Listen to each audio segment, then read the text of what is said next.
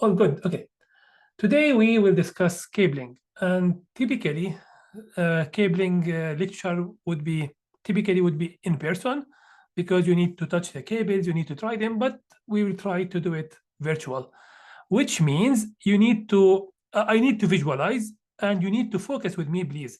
Try to avoid any distraction and try to focus in this lecture to understand the cables, to live the experience of cabling.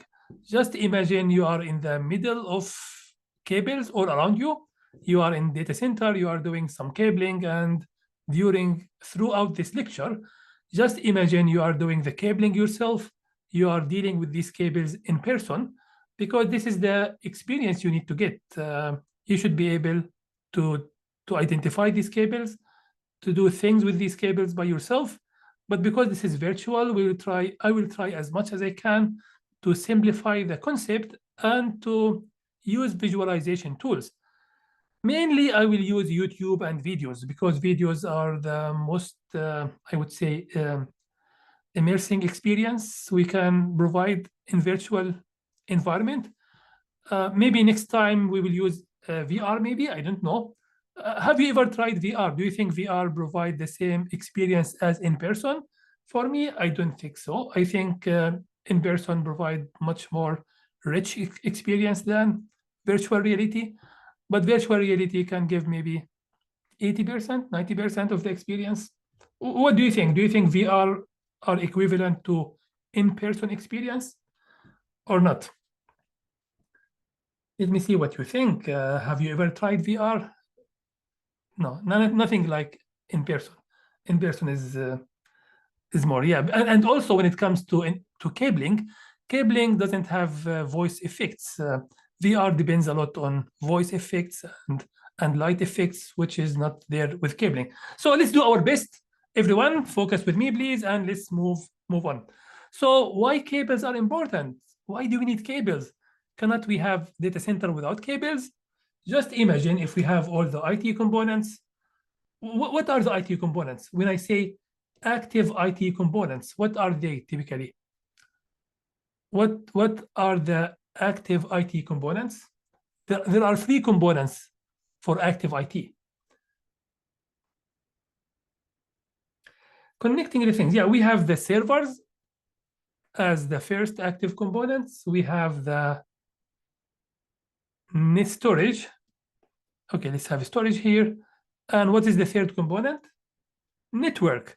So when we say active IT components can be active or passive.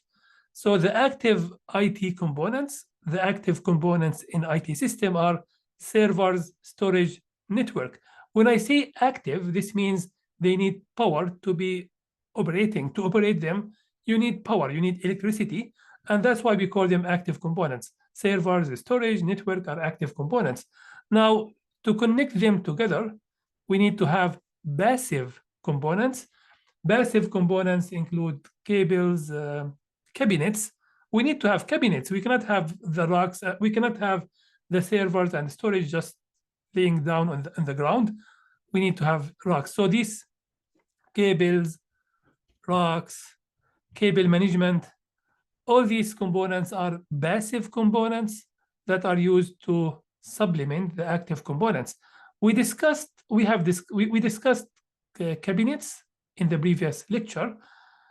Today we will talk about cabling, cables that connect IT systems together.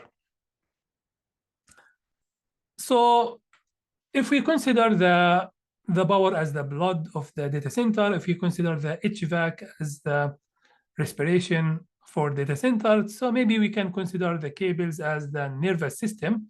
They connect everyone to everyone, they carry the signals, and they build the full system.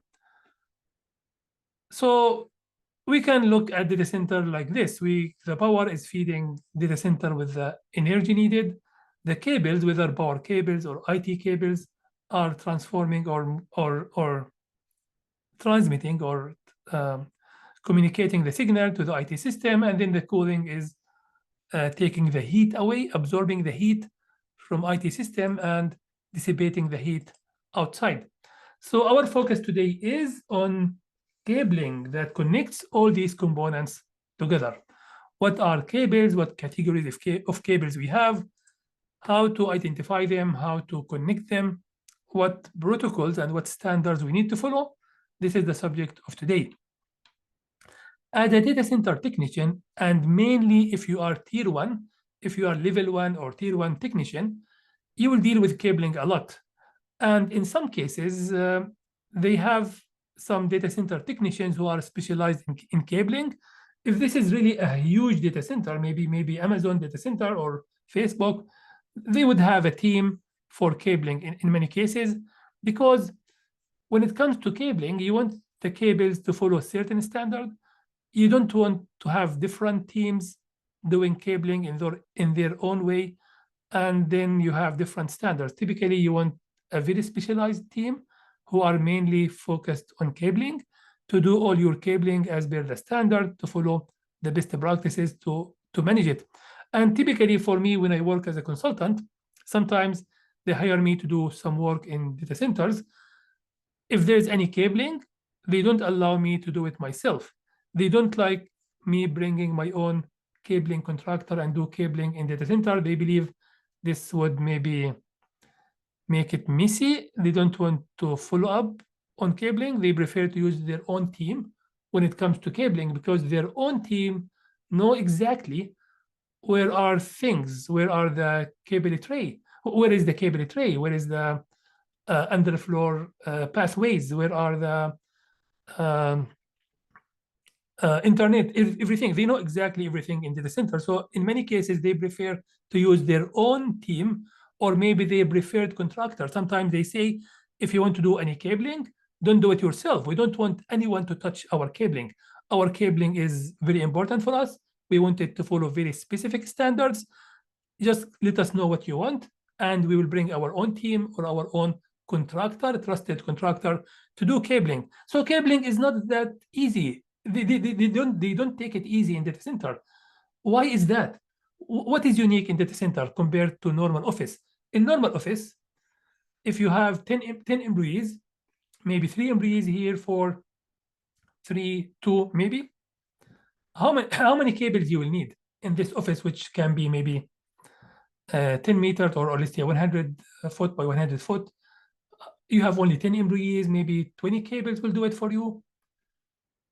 But when it comes to data center, do you expect to see the same number of cables or more or less?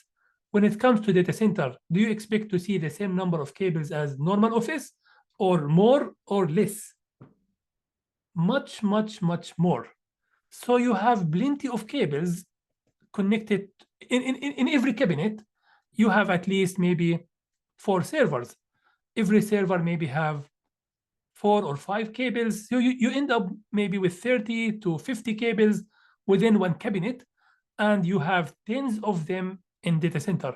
Just imagine if everyone just connect the cables here and there without any standard, without any cable management, it would end up as spaghetti.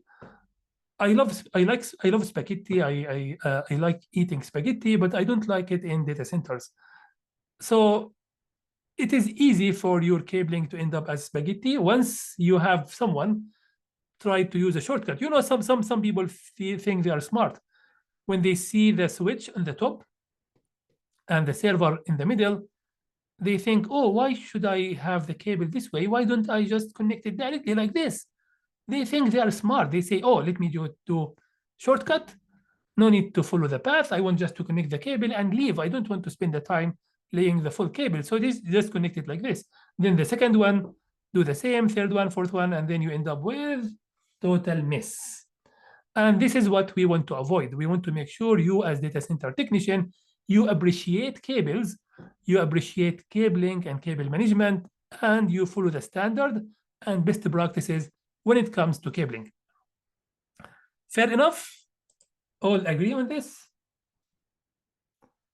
So in many cases, cabling would fall under your responsibility, and you end up doing cabling. And many people actually enjoy doing cabling. They consider cabling as some sort of art. You are doing art. You are doing a piece of art. And I have seen many technicians who take photos after they do cabling because they feel proud of what they did. They see when they do proper cabling with very nice looking, very well organized, they take photos and they keep it as a part of showcase of their professionalism. So I want you to end up this way to feel the importance and significance of cabling. Yeah, they do something like this, like what Daniel added. They have some photos. You need to be careful when you take photos in data center because you may violate privacy.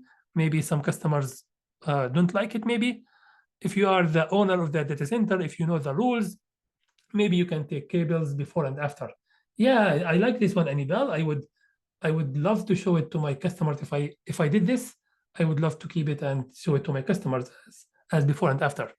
So today we will talk about the types of cables, how to make connections, type of connections, how to maximize the life cycle of the cable and the connector, and also how to minimize the negative impact. So the lecture of today is organized like this. We will talk about different types of cables, different types of connectors, how to create a connector, how to maximize the life cycle, minimize the impact, and much more.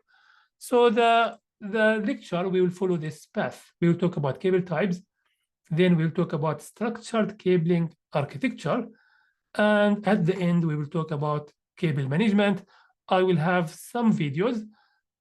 We will watch them together and we discuss them. And I suggest after the lecture, you watch the same videos again. And I hope you have watched these videos before the lecture so you can make a connection.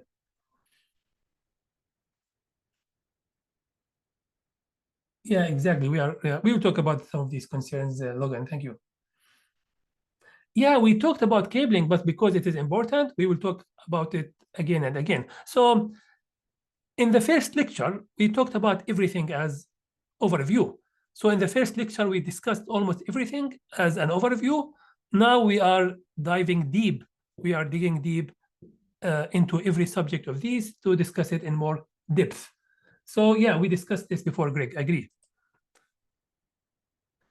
So let's talk about cable and cable requirements. Why people have different types of cables? Why don't we have just the same cable everywhere? Now, first of all, when we decide what cable to choose, it is based on speed and bandwidth in most cases. And again, if we have high-speed cables, typically the cost will be high. So it is not always going for the highest speed. We need to consider speed and cost. We need to consider the requirement of speed and select the cheapest cable that can achieve all our requirements with good quality. So we need to consider the speed and the cost. We need to consider resiliency. We should connect every device by 2 cables at least. And these 2 cables should come from 2 different paths. So if you have a server that needs to connect to, or maybe a switch that, if you have an access switch and core switch, and you connect them by 2 cables, do you want both cables to go over the same path? Do you want both cables to go over the same cable tray, maybe over the same conduit? Or maybe better to have these 2 cables going through 2 different paths, maybe? What do you think? Do you think it is better to have them using the same conduit or the same cable tray, or better to have them going over 2 different paths if you have 2 different paths in the data center? Typically, you prefer to have them in different conduits. Typically, we try as much as we can to use different paths between core and access, or core and core, because there is a chance that someone by mistake cut this conduit. Maybe if they are doing digging, sometimes they cut the conduit by mistake, and you end up with isolated building or isolated room in your data center. So typically, when we consider resiliency, we prefer to run the cables over different paths if we can, if we have the option. Then we have scalability, which means the bandwidth should be, the cable should be able to carry much bandwidth in the future. Different and using colors is good practice. So first of all, we will discuss copper-based cables. Then we will discuss fiber and coaxial. Coaxial is not common in data center unless when we talk about antennas.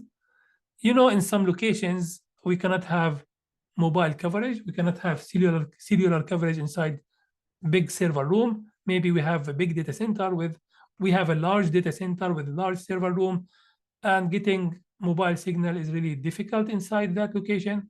So some people may lay cables that can distribute the signal all over the place. They call them distributed antenna system, DAS.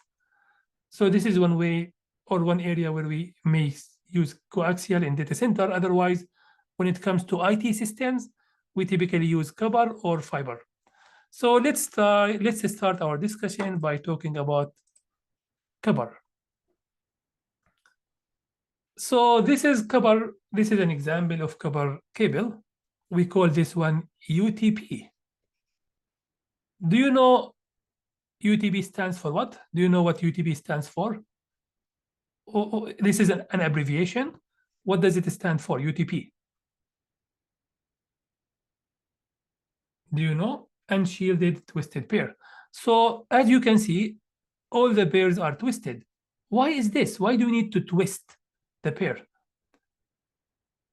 Why do we need to twist the pair? Why don't we just run them parallel? What is the point? Why do we twist them? EMI protection, exactly, because these cables are emitting electromagnetic interference, electromagnetic signal, and when we cross them, somehow we are canceling this interference or this crosstalk between them. So we twist them to minimize the crosstalk, but we cannot eliminate it. We cannot have it zero. So we are reducing it to a certain limit to improve the quality of the signal and to be able to run the cable for long distance. But this is one of the limitations of copper cable. We have EMI, we have crosstalk between different pairs, and that's why we cannot exceed 100 meters.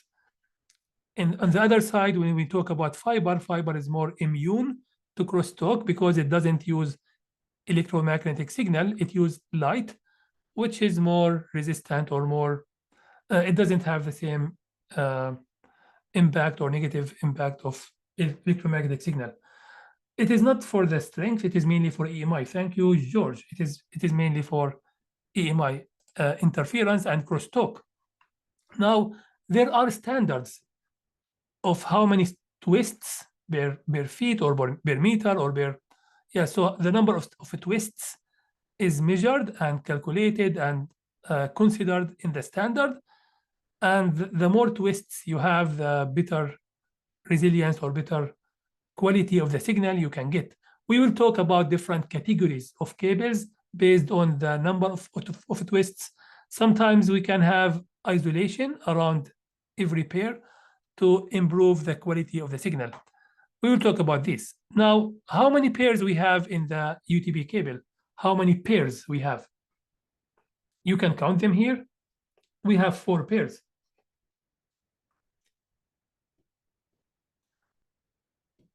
Now, are we using them all? Actually, no. In all the standards, we use 2 of them, which means two pairs means 4 cables. In all the standards, 100 megabit per second or 100 megabit per second, we used only 2 pairs. And sometimes people don't connect the other 2 pairs. In old days, 20 years ago, I have seen many cables that connect only 2 pairs. They don't care about the rest. But in the new standard, 1 gig, we use the 4 pairs. 4 pairs are needed for 1 gig, 10 gig, and more. We need the 4 pairs. Now, in old days, when 2 pairs were enough, what was the use for the other 2 pairs? There was one important use for the other 2 pairs. Do you know what was the main use for the other 2 pairs? For power. Thank you, Gather. For power, actually. People use the other 2 pairs to power the systems. You know what is PoE? Do you know what is PoE? Do you know what is PoE? It stands for what? Power over Ethernet. Thank you, Daniel. So we can send power over the Ethernet by using the other two pairs to send power. So what devices use power over Ethernet? Like what? Like what devices? Like the phones, like the access points, like some monitors. There are monitors that can be powered by BOE. There are many small devices that can be powered by BOE. So in old days, they used two pairs for Ethernet and the other two pairs for power. Now, what happens with four pairs? Can we still carry power over four pairs? If we are using four pairs for IT, can we still carry power over the same cables? Yes. The new standard, they created a new standards. The new standards can carry power over the same four pairs. So we still can run PoE with much more power with the new system.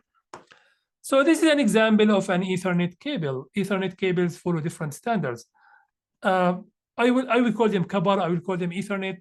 Ethernet actually can be applied for copper or fiber. Let me call them copper. So copper cables are mainly cheaper than fiber.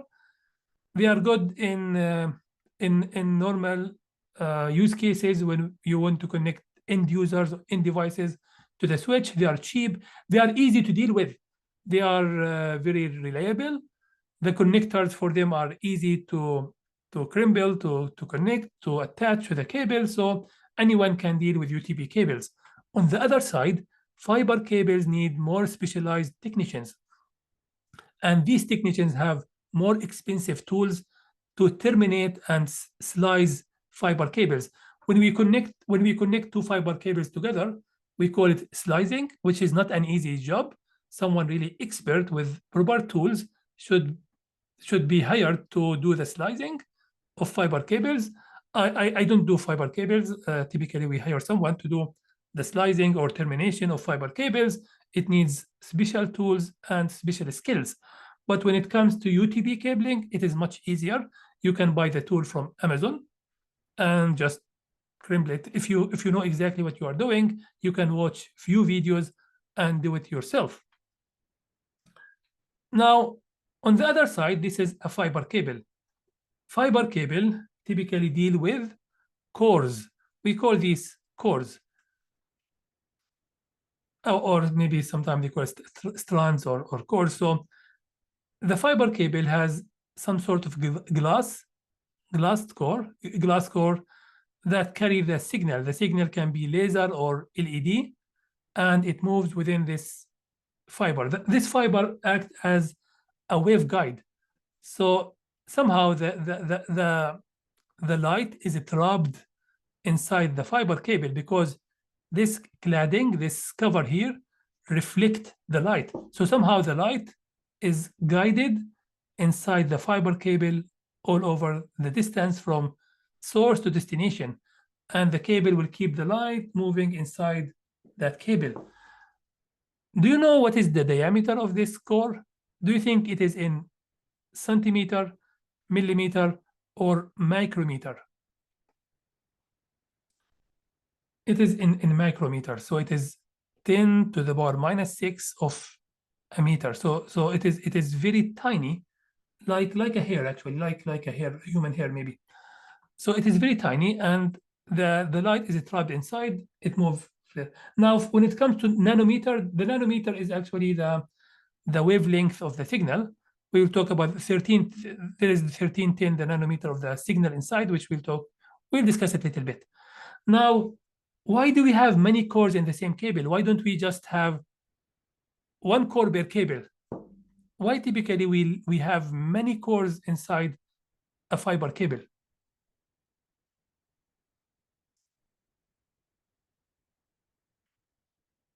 Higher bandwidth, and because the installation of fiber cable is costly. So if you have two buildings, you want to connect them by fiber cable. Are you gonna lay a cable and do digging and lay a conduit for two cores only, or one core only? Are you gonna spend all this money in digging civil work just to lay one core? Not really, because the cost of the cable is much cheaper than the cost of the civil work and the termination. So people typically, when they connect fiber between buildings, they connect at least 12 cores maybe. And if you want to lay a fiber under the ocean, submarine fiber, typically this one will have maybe hundreds of cores, much more cores, because they spend a lot of money just to lay the cable from the US maybe to Japan, or from the US to UK. So these large ships that lay the cable under the ocean, typically these cables are heavy duty.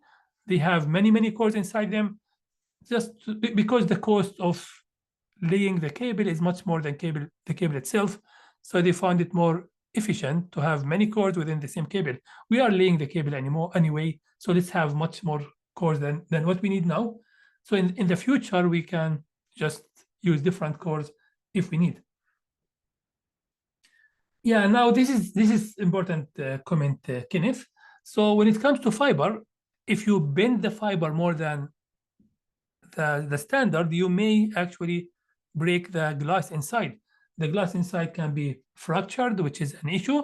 So when you deal with fiber is delicate. You need to be careful. You cannot just bend it like this. On the other side, UTB is very, I would say, resistant to so if you deal with UTB, you can bend it like this, it can survive. But if this was fiber and you bend it this way, there's a good chance that the glass inside will be broken or fractured, and the cable will end up being useless. So you need to. Oh no, they can roll it up. You can roll it up, but not bend it like this. So there's a maximum angle. Typically, there's a standard of how much angle, but you can have it in the roll.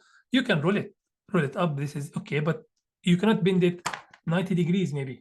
So there's a way to standard. There are standards for that, and the fiber technician, they know exactly how to deal with this. Oh, I dropped my bin. Give me a minute. I need to bring my bin. 1 minute.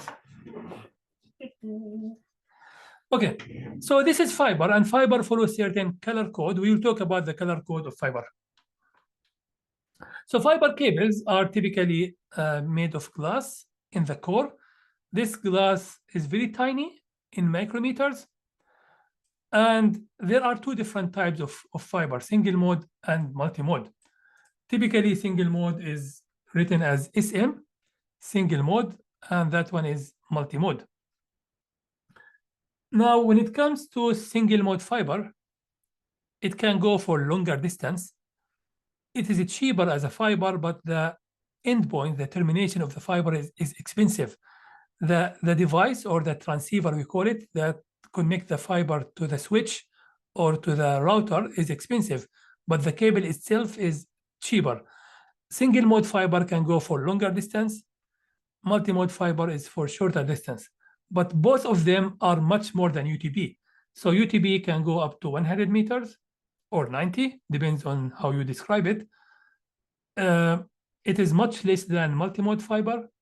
Multi-mode fiber is much less than single mode fiber. So single mode fiber can go for much longer distance than multi-mode. Multi-mode can go for much longer distance than UTB. But UTB is still the king in many cases because UTB is easier to deal with. If you want to connect a PC or a laptop or maybe a server, UTB is much easier to deal with. If you want to connect switches to each other, something that is fixed in both sides, and you need to have more bandwidth, maybe multi-mode. If it is within the same building, typically multi-mode is enough. If you want to connect two different buildings or two different cities or even two different continents, single mode is the way to go. It can carry much more bandwidth for longer distance, and it can do the job when it comes to more bandwidth. So this is how it goes. UTB in most cases, multi-mode when you connect switches to each other in the same building or between floors, single mode for any building to building or long distance connectivity. So the fiber cable has different layers. Let me show you a video to understand exactly how the fiber cable layers connect to each other.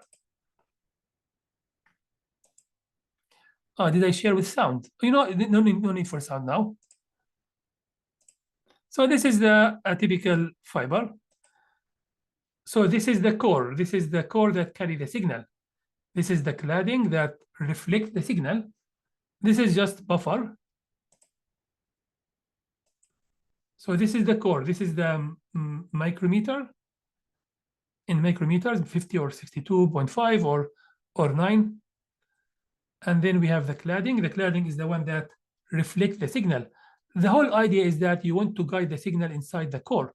To guide the signal inside the core, you need some sort of mirror to reflect the signal and confine it to that core. And that's why we have the cladding. Now, all the signal is carried by these two pieces, these two components. Why do we need the rest? Why do we need the rest? If the signal can be carried by the core and cladding, why do we need the other components? Protection. Thank you, Chris. So the other components are mainly for protection, which is a big thing. So we need to have a coating, which is some sort of buffer between the glass piece and the strength member. So we have this to strength, and then we have outer jacket, and sometimes you can find some sort of metal, or what they call it, armor, covering this together because you want to lay the cable under the ocean, maybe, or maybe somewhere where it is outdoor. And you can find many of these gathered together and then covered by one armor or coverage. So this is something just to memorize. This is the way fiber connect.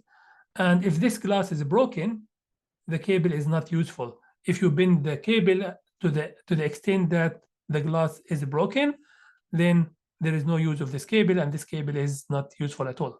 So this is the fiber cable and the use of fiber cable. So it has a core, cladding, strength members to strengthen it, and then we have a jacket and buffer between the core and the jacket. So this is no, this is coaxial. Sorry, this is the fiber cable. I have seen fiber cables laid 15 years ago and still there. Yeah, I don't know how many years they survive, but I believe they can stay for 10 years plus with no issues. But you know what is the issue? After a certain number of years, there are new standards. So we will talk about it. We will talk about the old standards. The old standards that were around 10 years ago are not useful anymore. So I have seen some organizations where they have old multimode fiber, but they cannot run high speeds on them because 10 years ago, 1 gig was enough. 10 gig was more than needed, much more than needed. No one thought about 10 gig at that time.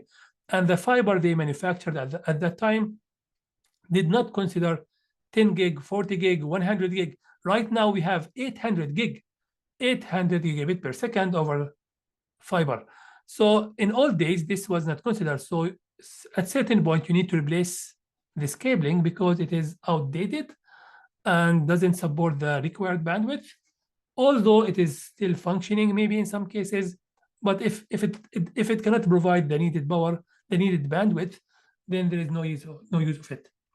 I don't have a specific number. I don't know about the lifetime of these, but they can stay for long. But at certain point, it will be useless because you need more bandwidth. So this is about fiber. Now, next, coaxial.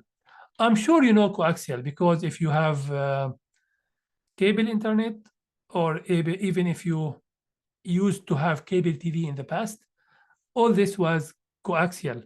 So coaxial based on the Faraday cage that says if you have a cylinder, metallic cylinder surrounding your environment or space, then the EMI, the electromagnetic signal will be confined within this cylinder. So there is physics behind it. There are physics rules behind the concept of coaxial. You need to have one cylindrical metal and one conductor in the middle, and this way you can confine the signal inside this cable. But we don't use it for network anymore. Typically, we use it only for TV, for DAS, for distributed antenna systems, and maybe sometimes people use it for video surveillance, for cameras, for sound system maybe, but not really for IT systems. But you need to know about them. There are different versions: RJ6, RJ11, RJ59. Now, this is a comparison between the three cables. And again, copper is common because it is easy to deal with, it is cheaper, it provides enough bandwidth in most cases to connect end devices, to connect computers, laptops, normal servers. Copper is enough. Fiber gives you more bandwidth for longer distance, but more expensive.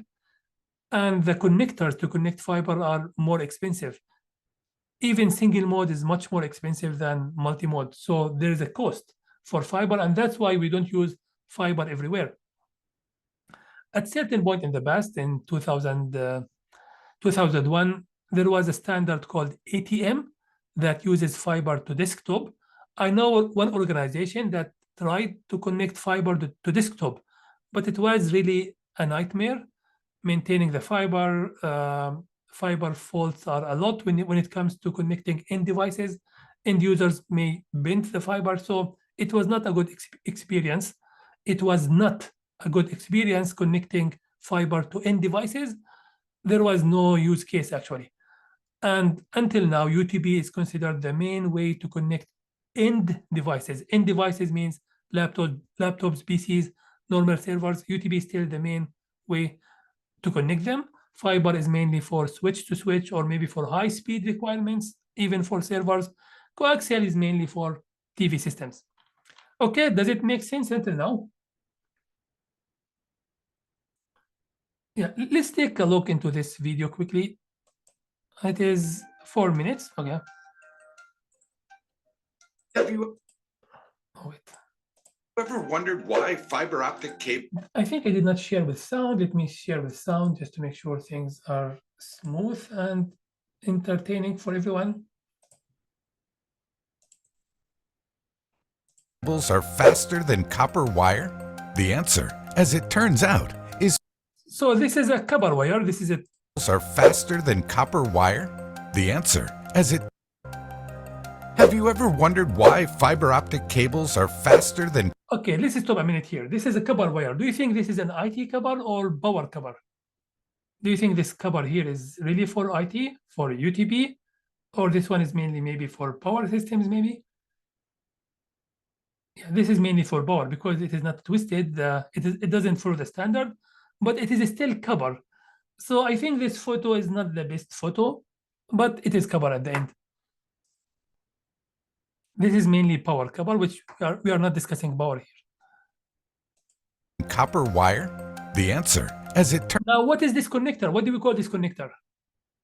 What is the name for this connector? No, the connector only, the one that looks like this. It is RJ45. This is the main connector we use in UTP. So UTP is unshielded. What if it is shielded? So UTP is mainly unshielded. So my cable here, this cable that I use in normal home is unshielded. There is no shield. There is only this cover, which is PVC. There is no metallic shield. What if there is shield? What if this cable is shielded? What we call it? What is the name of shielded cable? If this cable was shielded, we call it STP, shielded twisted pair. Why do we need shielded? Why in some cases we need to have a metallic shield inside the PVC? For better performance, if you want to lay it in the high interference area, if you want to have high bandwidth, if you want to improve the speed of the cable, you may add shield, and even every pair of cables will have their own shield. We will talk more about different categories of cables, but until now, the most common one is UTP. turns out is pretty interesting. Copper wire has been used for electrical wiring since the very invention of the electromagnet and telegraph hundreds of years ago.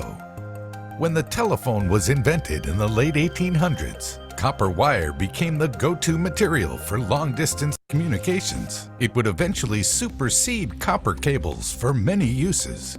But why? Fiber optic cables use pulse. You see, this is the fiber optic. It doesn't have electromagnetic signal. It sends the light inside. And as I mentioned here, so what is this part? What do we call the part where the fiber where the light is moving? This is the core. And the part that reflects the light, what do you call it? The part that reflects the light is cladding. So this is somehow guiding the signal inside the fiber all the way.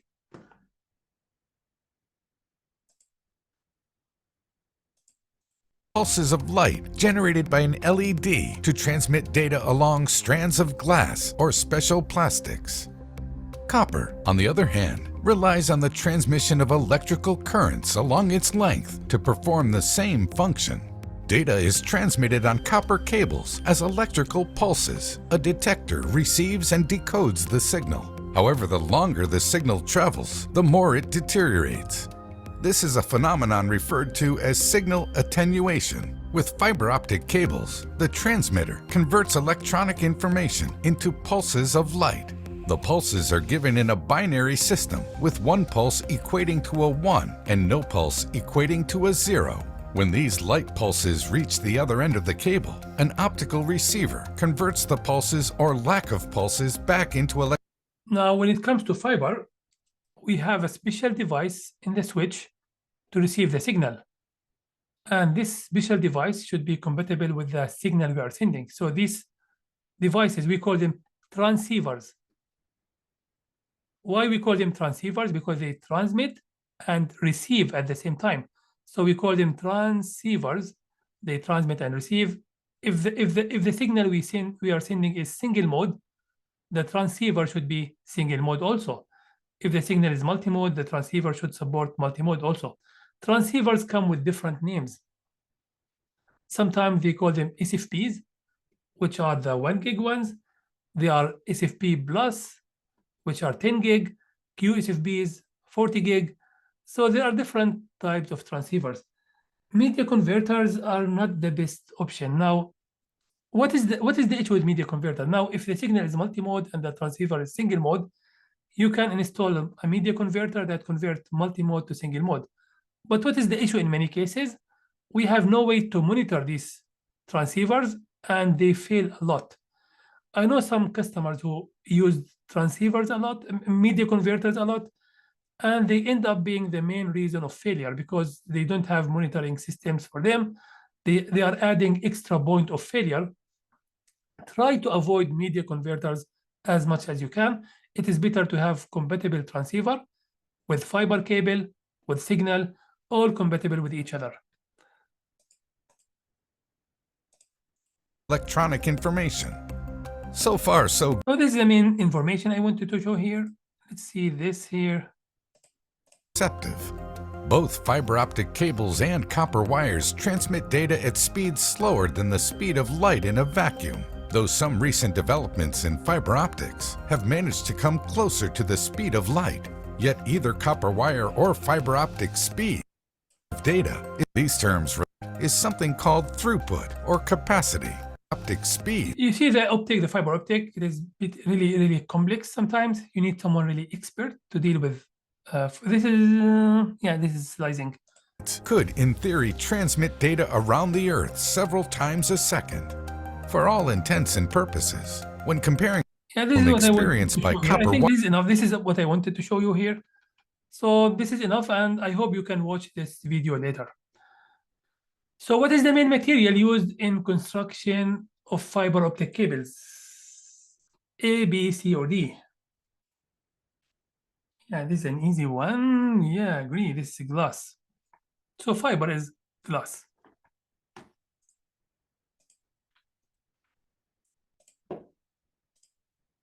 So now let's talk about UTB. UTB and shielded use 4 pairs. These 4 pairs are twisted in a way to avoid interference between them and to avoid crosstalk between them. On the other side, we have shielded twisted pair, which have additional metallic cover or foil that is used for extra protection. And also every pair has its own metallic foil that is used to isolate the signal and make sure we have no interference from one pair to another. So which one of them can carry the signal for longer distance? What do you think? UTB and STB, which one of them can have better signal quality and can carry the signal maybe for more speed, maybe for, yeah, STB is better actually. They are both limited to 100 meters, but STB in some cases, if you follow certain standards, STB may provide better quality, better immunity to interference. So this is the STB. Now, there are different grades for UTB cables. Currently, most of the systems are running Cat 6, Category 6. Category 5 is considered old. You still may have it in some old deployments, but it doesn't provide high speed. It is not the latest. Currently, most people run Cat 6 or 6A. If you have high bandwidth requirements, you may consider Cat 7. What is the difference between them? Why would anyone go to Cat 7? We have a description here. So Cat 5, the main limitation is that it runs only 10 or 100. Nowadays, most systems, most laptops, most computers need 1 gig. And that's why if you have Cat 5, you cannot run 1 gig. It is cheaper, but limited to 100 megabit per second. Maybe at home, it is enough for you to have Cat 5 if you don't care about 1 gig. But in many cases, people are looking for 1 gig, and that's why they are replacing Cat 5 with something newer. Now, if you are looking for higher speed, typically you would consider maybe Cat 5e, maybe, which was an enhancement to Cat 5. But in many cases, you would maybe jump to Cat 6.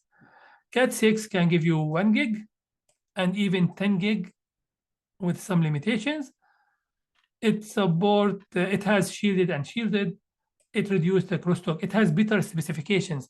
The number of twists, the type of material, all this is better than Cat 5 to provide better bandwidth. Cat 6A is an enhancement to Cat 6. It supports 10 gig for longer distance, and typically it needs shield.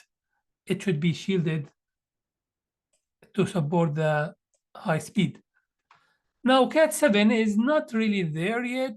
It is, I would say most people don't consider it because expensive and needs more tools, more expert people, but it is there if you really have certain requirements. I think it supports 10 gig up to 100 meters. And even they are talking about 40 gig with Cat 8. Now there is already Cat 8, but I have never seen it anywhere. People are talking about Cat 9, but in most cases until now, people are satisfied with Cat 6 and Cat 6A, because until now, 1 gig is enough in most cases, unless you are in a data center and you need more than 10 gig. So Cat 6, Cat 8 is there. And this is an exercise. Maybe you can do it during the break or later, but maybe if someone can answer this immediately, or I'll show you a slide. Give me a minute. Cat 8, why do we need Cat 8? Yeah, so Cat 8 is mainly, yeah, thank you, Gader, you provided the same, thank you. So Cat 8 can give 40 gig, which is needed sometimes in data centers. For normal, do you need, if you have only normal office, are you gonna consider 40 gig? If you have normal office with desktops and computers, are you gonna consider cabling for 40 gig? No, why is that? Because it is not there yet. We don't have desktops, we don't have computers, we don't have laptops, we don't have phones that support 40 gig. So what is the point in laying Cat8 in an area where it is not needed in the coming 3 years or 5 years. We know for sure that in the coming 3 to 5 years, we don't have devices that support 40 gig. Even if we have some of them, there is no real need right now. So in most cases, people would stop at Cat6 until now. Now, Cat7 needs special tools. It uses special RJ45 connector, which makes it a bit difficult for companies to implement Cat8.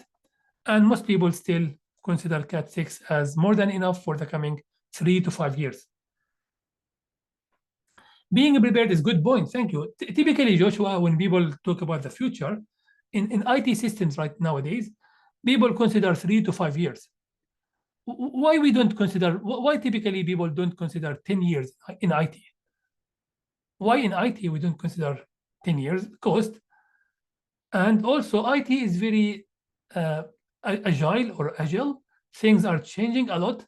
It is difficult to expect what will happen after 10 years in IT. Actually, the most visionary people are able to consider 3 to 5 years maximum, but 10 years is a lot. Sometimes when you consider 10 years and you implement a very sophisticated systems, guess what? After a few years, these systems become much cheaper, and a new variant come of these systems that is more efficient, less power consumption. So typically 5 years, 7 years maybe is the maximum you consider in IT in most cases. Now, some IT equipment are expensive and people consider a lifespan of 7 to 10 years, but in most cases, 3 to 5 years is what you can expect with good certainty. More than this, maybe things may change and you may lose your investment. Actually, if you consider something for 10 years, there's a good chance within 5 years, you'll find it useless and you lose your high cost investment for no reason. So now let's move to the next. So let's talk about twisted pair, which we see in most cases. Now there are two types of cables, straight and cross. Why is that? Now let me show you something to understand the concept of straight and cross cables.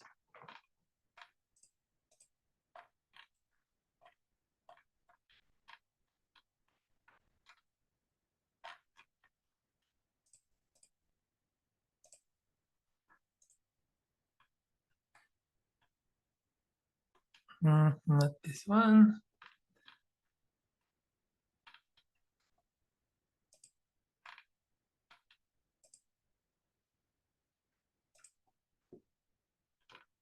Now, there are two types of NIC cards. NIC card, which is the network interface card. In your computer, when you connect your computer to the Ethernet, to the internet, this is the NIC card, network interface card. In normal computers, the card is configured in a way to transmit and receive on certain pins. We call this MDI. Now, on the other side, switches are mainly to serve other users. So this device, the computer, is mainly to serve itself. It is mainly to have full programs, full 7 OSI layers. There are certain devices that are configured to connect other devices to each other. We call them intermediate devices. Intermediate devices are network devices that are designed only to connect other devices, not to serve themselves. Computers are end devices. They are the end. They are the ultimate or the end user or consumer or customer of the network. So in computers, we call them MDI, which means this interface is mainly for end devices.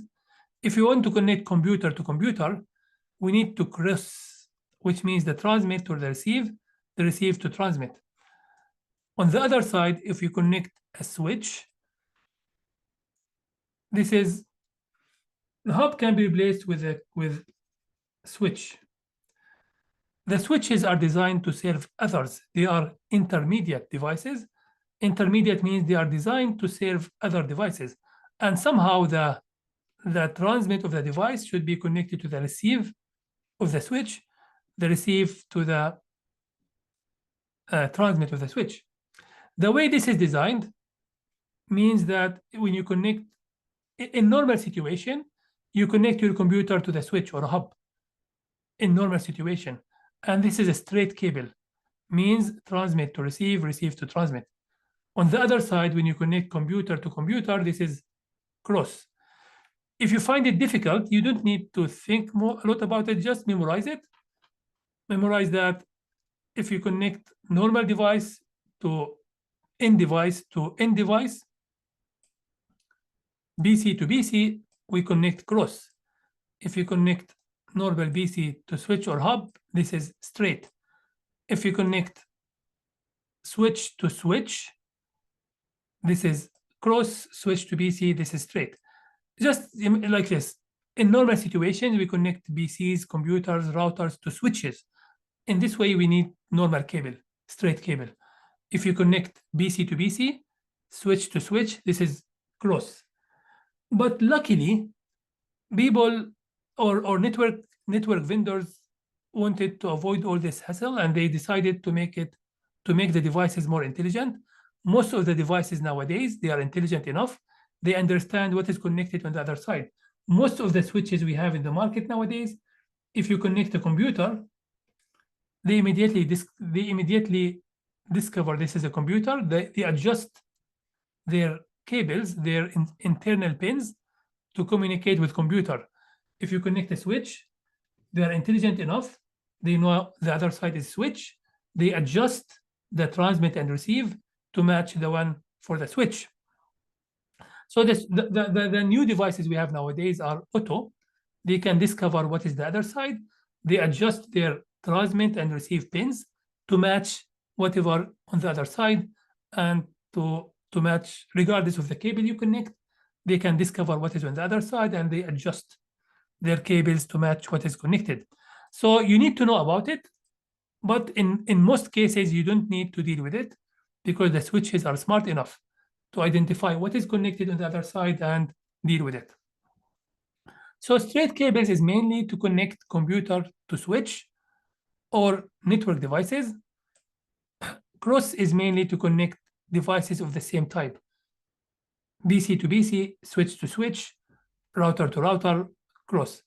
But as I mentioned, we have auto in most cases. RJ45 connectors, we discussed them many times. There are different ways to deal with RJ45, different ways to arrange the colors, because the colors, there are certain standards how to connect the colors. If you look at the twist, typically the pair of cables that are twisted, they follow some common color. So green and white green are twisted together. Orange and white orange are twisted together. Blue with white blue twisted together. Brown and white brown twisted together. What should be the order of the colors? There are two different standards, 568A and 568B. Every one of them has different sequence of colors.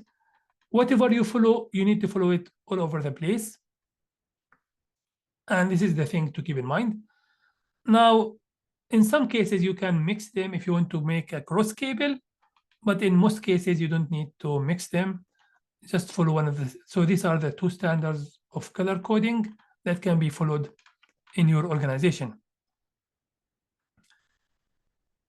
So, any question? Is this subject clear? Now, I mentioned MDI, MDIX, but most of the devices nowadays are intelligent enough.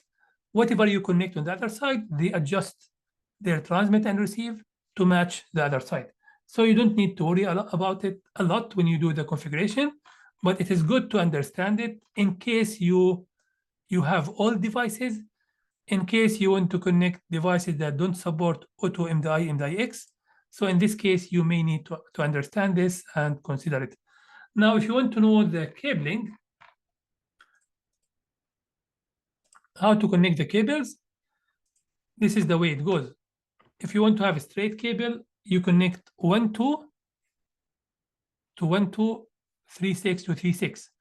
So the RJ45 send and receive on these 1, 2, and 3, 6, mainly in old days in 10-100. Cross cable is the other way around. It is crossed. So 1, 2 is connected to 3, 6, 3, 6 to 1, 2. This is for 10 and 100, but now with 1 gig and onto MDI, MDI-X, we have all of them connected. In auto MDI, MDI-X, they are all connected, and 1 gig, 10 gig works without any issue. So let's take a look on this video. I will go through. Hello everyone. In this video, we're going to talk about Ethernet network cables that are used in local area networks, and I'm referring to twisted pair cables. These are the Ethernet cables that you'll find. It is 7 minutes. I would say maybe you can watch it later fully, but this is the whole idea it has. It discusses the different standards we have and the sequence of colors. Do you need to memorize the sequence of colors? What do you think? Do you need to memorize the sequence of colors? I would say yes. If you are doing cabling every day, if it is part of your daily job, you need to memorize them by heart. You need to know what is the standard followed in your data center, and you need to memorize these colors by heart. You need to follow them exactly as they are, because if you do a mistake, it is difficult to discover. Just imagine you connect wrong cables, and then you just connect them, and you just left the place, and the engineer or consultant come to connect the server, and he has no idea that you did a mistake. He may spend maybe long time because typically they will do troubleshooting remotely. Most of the time they do troubleshooting remotely. They don't see the cables, and you may end up wasting their time because you did something wrong, something silly, I would say. Sorry for that, but yeah, you need to memorize them. You need to be careful not to do mistakes, because people assume you know exactly what you do, and they don't review it after you. It is not easy for someone to audit, so they assume you do it by heart, and you connect it with no issues. And this video also discussed the straight and cross cable in much more details. So I would say watch it if you want to dig deep into this subject. Yeah, now if you did a mistake, most of the time the cable will never come up. The cable will be down. So yeah, but sometimes people would spend some time troubleshooting the port. In most cases, when you do troubleshooting, the first thing you test is replacing the cable. In most cases, when you're troubleshooting a failed connection, the first thing you do is try different cable, because maybe the technician who did the cable did a mistake, or maybe the cable is broken. But you don't want to be that technician who did that mistake. You want to be as much as you can. Maybe no one can be perfect, but I would say you need to be accurate as much as you can. Please watch that video. The video has much more details about this. Now, let's talk about fiber, then we will have a break. Now, we have two types of fiber, single mode and multi-mode. The single mode is limited to 9 micrometers.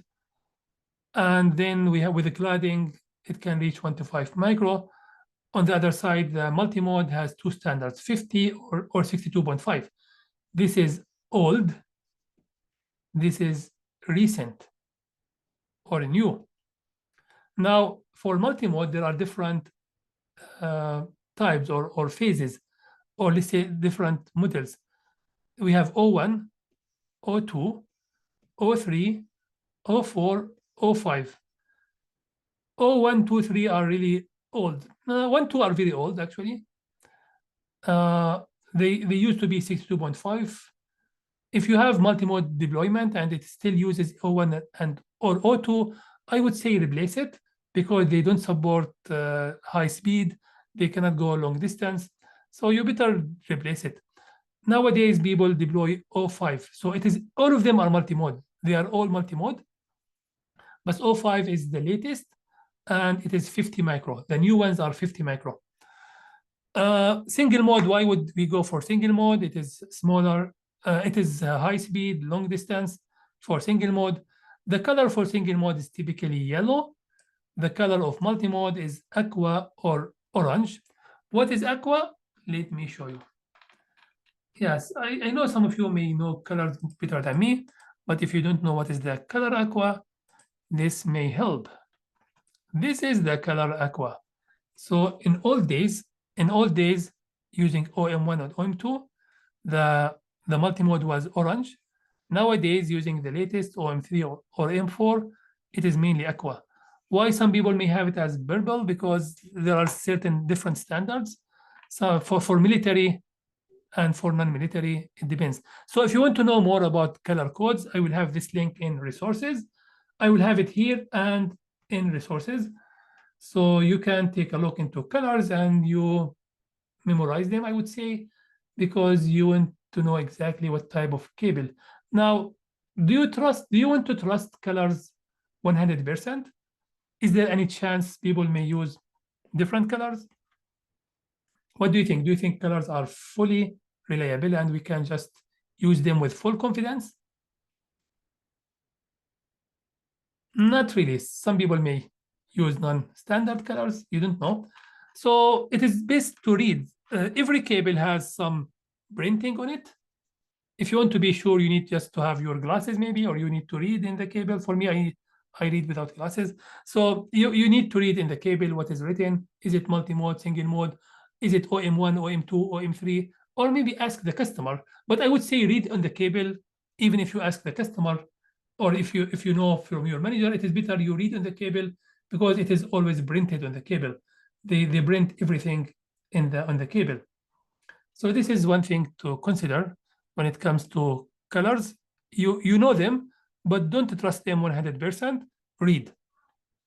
Fiber cable, single mode is less expensive, but the transceivers are expensive. Multi-mode is cheaper, but that is expensive as a cable, but it's cheaper as transceiver. So there are different types of connectors. We have LC, ST, FC. From my experience, these two are less common nowadays. The most common one is LC. It is smaller, cheaper, and very, I would say, neat. So LC is lucent connector. It is the rectangular one. You will see it mostly in data centers, this one. Every one of these will carry only one core. So typically one for transmit, one for receive. So you need to have pair for any transceiver. And they look like this, the LC. Now, this is also another connector, but this one is the most common one. The LC, this one, is the most common one. It is very easy to deal with, very easy to connect. Now there is FC, which I haven't seen in maybe 10 years. This is FC connector, which was common in the past, but not anymore. Nowadays, LC is the common one for normal deployment. There are different connectors for very specialized connections that needs 8 cores or 12 cores. Some links need 8 or 12 cores to boost the speed and to run for long distance. But in most cases, LC is enough. And although it is lucent, but it is used by everyone. Now, question, which of the following characteristic is typically for single mode fiber cable? What do you think?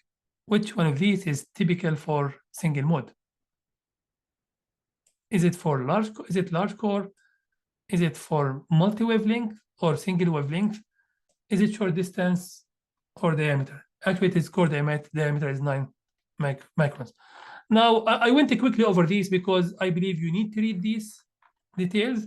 You need to see the photos, but there is nothing to be explained here. I would say LC is what you need to know about, and you will see a lot in your data center. Now, let's have a break. How about if you have it 10 minutes this time?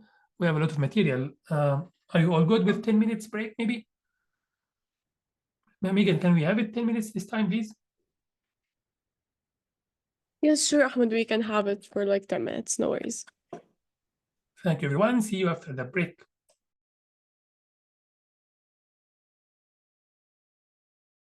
Okay, everyone, welcome back. I hope you enjoyed your break, and now it is time to continue. Let me share my screen again.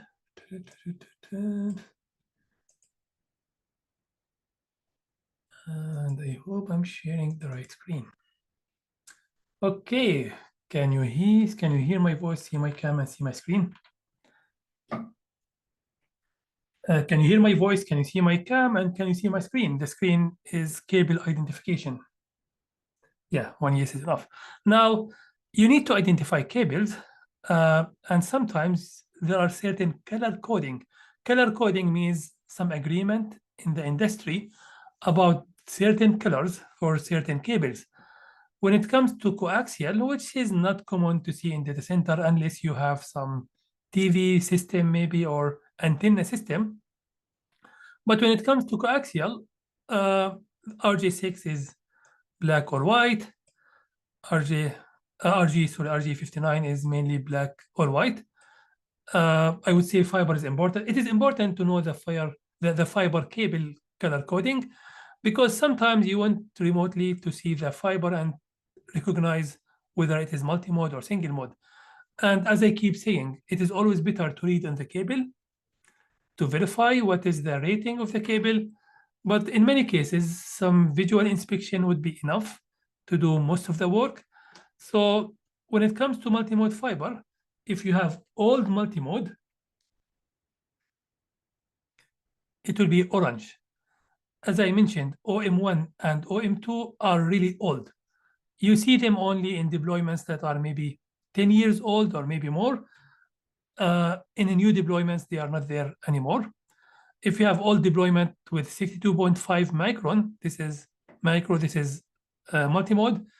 If you have Aqua, which is multi-mode also, but the new standard of multi-mode, OM3, OM4, or OM9, OM5, then it is Aqua. And as I mentioned before the break, the Aqua is this color that looks somehow similar to green. I'm not sure how to describe the color, but just to make sure that you know what is Aqua. Aqua is from water, I believe. So it is the color of the water. It is some sort of blue, maybe. So this is Aqua color. And as I mentioned, that we have sometimes other standards. So these are the colors for multi-mode. Single mode on the other side is yellow. Single mode has two grades, OS1, OS2. Both of them are yellow. When it comes to fiber batch cord, when it comes to batch cords, we will have them in different colors. I would say stick to these colors if you have the option. If you have the option, stick to these colors even when you order your batch cords, so it will be consistent for you. You know exactly what type of fiber is this, because if you connect multi-mode batch cord to single mode transceiver, there's a good chance that it will not work. Now, single mode batch cord may serve multi-mode, but not always. It is better to make it consistent, and using color coding would make it much easier for you to identify the cable type and make sure it matches the transceiver type. So when you order batch cable, you can order them whatever color you want, but better to follow the standard, I would say. Now, these standards are general conventions, agreement between people, but some people may have different colors, so be careful and read on the cable. Ask the customer, or ask your manager, or ask whoever did the deployment about the type of cable they used. Now, when it comes to single mode fiber, there are two grades, OS1 and OS2. One of them is designed for outdoor and long distance, one of them for indoor, and they have different specs somehow. Both of them have the same core diameter, which is 9 micron. And as we discussed, micron is 10 to the power minus 6. So both of them has the same core, but one of them is designed for 1310, other one is 1310 or 1550. What are these? These are the wavelength. So when you carry the signal inside the cable, this signal has a wavelength, which is the peak to peak or tip to tip. So it is somehow the specifications of the signal that is carried by this cable. Some of them are designed to carry the wavelength of 1310. Another are designed for this. So OS2 can carry both. OS1 can carry only 1310. OS2 can go longer distance outdoor. OS1 is mainly for indoor. How to decide which cable to use? It depends on your transceiver. When you read the specifications of your transceiver, which is the device, the active device connected to the switch, if you read the specifications, you will see different cable length for different cable type. So just to show you an example how this matters, why this matters, if we say, for example, Cisco transceiver 6.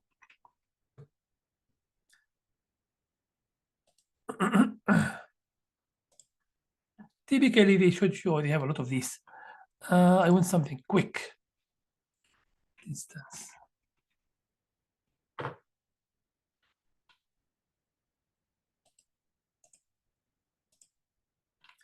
So typically for every SFB, they should show you a table for distances. Yeah, they should show you, you see for this transceiver, what is the wavelength of the signal that can be carried inside this transceiver or it's received by this transceiver, what is the fiber type, and based on the fiber type, you have different distances. So the old fiber types, which are OM1, is it readable? Let me zoom in a little bit. So why it matters? Why you need to know OM1, OM2, OM3, OM4? Is it extra information that you don't need? Not really. You need to know what is the OM grading for your fiber, because let's say you have this transceiver. Your manager told you that we have 2 switches, and we ordered with each one of these switches, we ordered this transceiver here and there. And now it is your part to connect them by fiber. You need to verify that the distance between them is good enough. It is not above the maximum.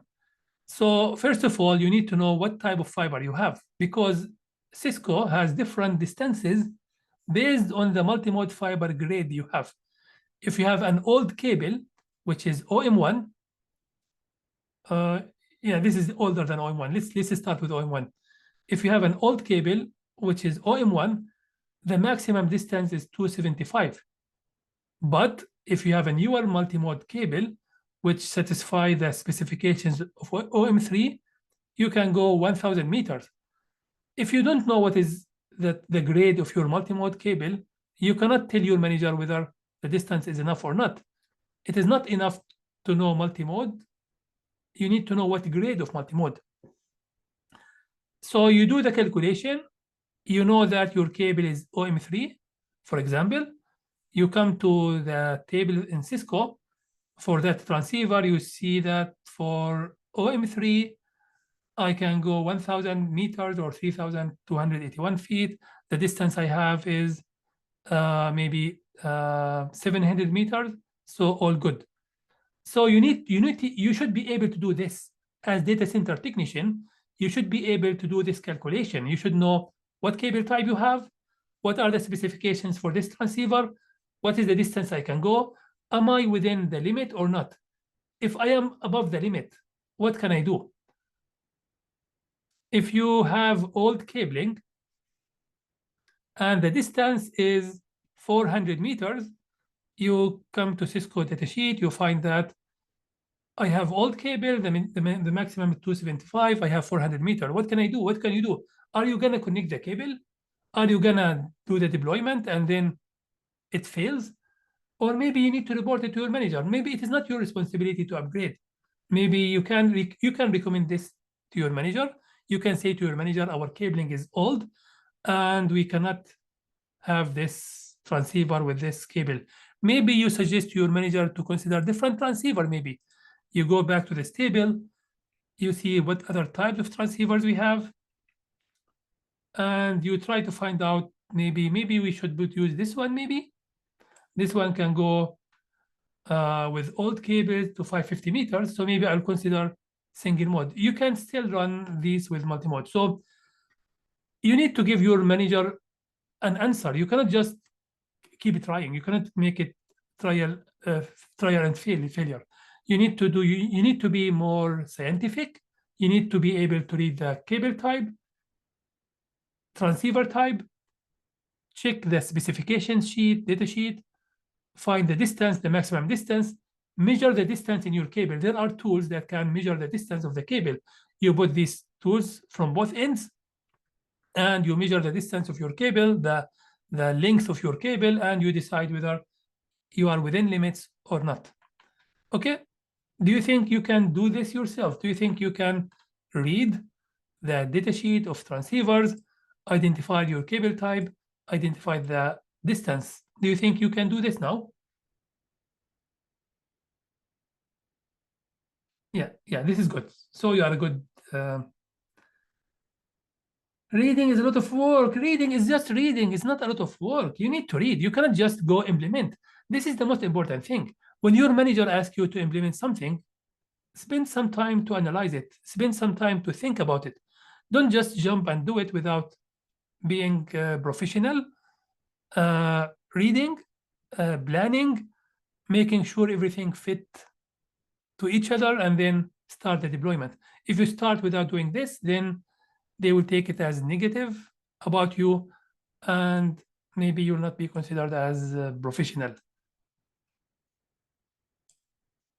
Okay, so this is about transceivers, why it matters, why we spend all this time on transceivers and on cables, because it matters. So this is about fiber, and now let's move on. Now, when we discussed UTP in the past, we talked about a concept of the BVC. So we discussed the inside of the UTP, but now we discussed the inside of the cables, whether UTP or fiber, regardless. Now we want to discuss the cover, the BVC that covers the cable. It matters actually. Why it matters? Because it affects the rating or the grading of the cable. Some cables are more resistant to fire. Some of them can maybe generate some poisonous or some fumes or some smoke. So we will discuss now the BVC cover, the extra cover that is on top of the cable, because it has different grading.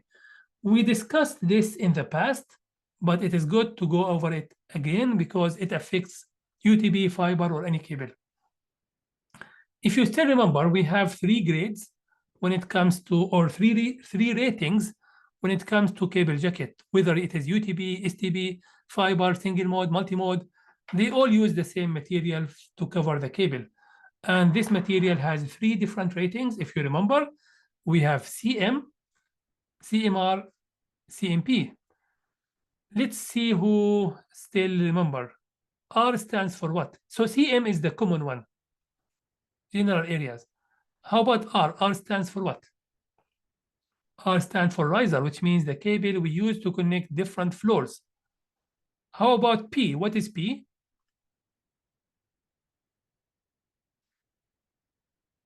Yeah, thank you, Stefan. So P is plenum.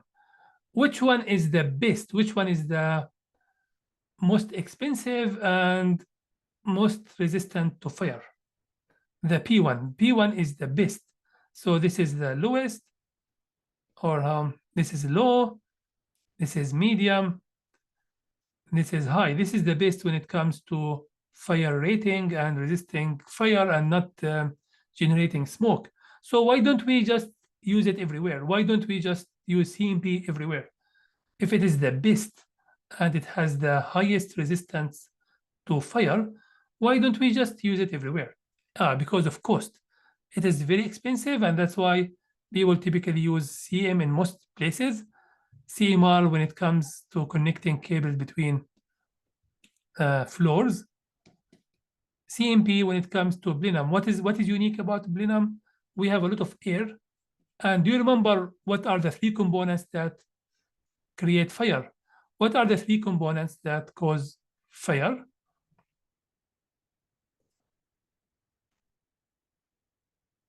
Do you remember what were the 3 components that component? Yeah, heat is one of them. Oxygen is another one, and wood or fuel or whatever combustible material. So fuel. So these are the 3 components of fire. And when it comes to plenum area, in many cases it is used to for airflow between rooms. So we have a lot of oxygen in this area moving all the time. So if we have any fire in this area, this fire can be extended quickly to other rooms. This plenum can be a way for the fire to expand from one room to another. So we want to make sure whatever we install in this plenum, which is the area between the false ceiling and the actual ceiling, this area is empty and it has a lot of airflow. So we want to make sure whatever material we use in this area is resistant to fire. And that's why we have 3 different ratings. This is the lowest rating, the cheapest one, which can be used on common areas. Thank you, Catherine, for the 3 components. So this is the one that can be used in most areas. If you are connecting different floors, this one is better. It is more resistant to fire, I would say, but it is more expensive. If you want to have the best of all, you use this CMP, which can be used in plenum areas where we have air movement, but it is more expensive. Just to make sure that the subject is clear, let's watch this video quickly. I will not run it fully. It is only. Hello everyone. In this video, we're going to talk about the difference between PVC rated network cables. Now the difference between these types of cables, it's not what's on the inside of the cable. And it's not whether it's a Cat 5, Cat 6, or Cat 7. That doesn't matter. The difference is what's on the outside of the cable. And I'm talking about... Is it clear? It is all about the outside, not the inside. The inside is the same, whether you have fiber UTP, it is about the PVC, the outside. About the outer jacket that protects the cable. And these PVC ratings are either plenum, riser, or just a general purpose cable. So when you decide to use one of these cables, that will depend on the environment that the cable will be used for. And it's very important to know the difference between these cables and where to use them. Now, just like its name says, plenum cables should be used in plenum areas. Now, the term plenum refers to a space in a building where there is open airflow circulation, and this is usually between the drop ceiling and the structural ceiling. So as a result, buildings that have plenum spaces where there is adequate open airflow are more prone to fires than buildings that don't have plenum spaces. So therefore, cables that run through these plenum spaces must meet certain requirements. So first, the cable must be more fire resistant, and secondly, they must not produce any toxic fumes if they are burned, because toxic fumes in plenum areas can recirculate through the air conditioning systems and cause harm to humans. So in this environment, this is where plenum cables should be used. Now, buildings that don't have plenum spaces will have air ducts encapsulating the airflow. So there is no open airflow circulation because of these air ducts, because the air is encapsulated in them. So the chances of a fire happening and recirculating toxic fumes are minimal. So here is an example where you could use non-plenum cables. Now, plenum cables are also known as CMP, which stands for Communications Now, the color he used is not relevant, so it can be any color. He just used this color to make some differentiation, but this is just, it can be any color. Multi-purpose plenum. Plenum cables are approved by Underwriters Laboratories, which is a global safety certification company, and they have certified that these cables can be used in an open-air environment and are designed to meet strong fire safety test standards. Now, the outer jacket and plenum cables are made with special plastics and are coated with Teflon FEP, which is a flame retardant made by DuPont. These cables are designed for hazardous open-air spaces in a building. And in addition, if they do get burned, they won't release any toxic gases. Now, these cables are more expensive than non-plenum cables and are primarily used for commercial use.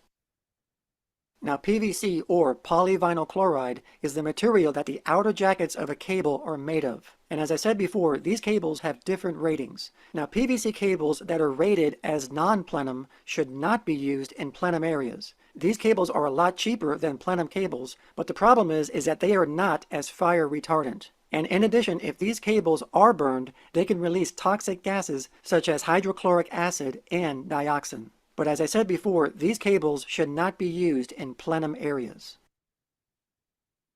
Now, there is another type of PVC rated cable that is called CMR. And CMR stands for Communications Multipurpose Cable Riser. And these cables are installed vertically that rise between floors in a building. These cables are run through risers or vertical shafts and are designed to prevent fires from spreading between floors in a building. The fire rating of CMR cables are not as strict as plenum rated cables, so they should not be used in plenum areas. And CMR cables are also less expensive than plenum cables. And then finally, there is PVC CM cables. CM, or Communications Multipurpose, is a network cable for general use. These cables have minimal fire restrictions. This is a cable that you would use to connect your computer or network device into a wall jack to access a network. And these are the cheapest of the 3 cables.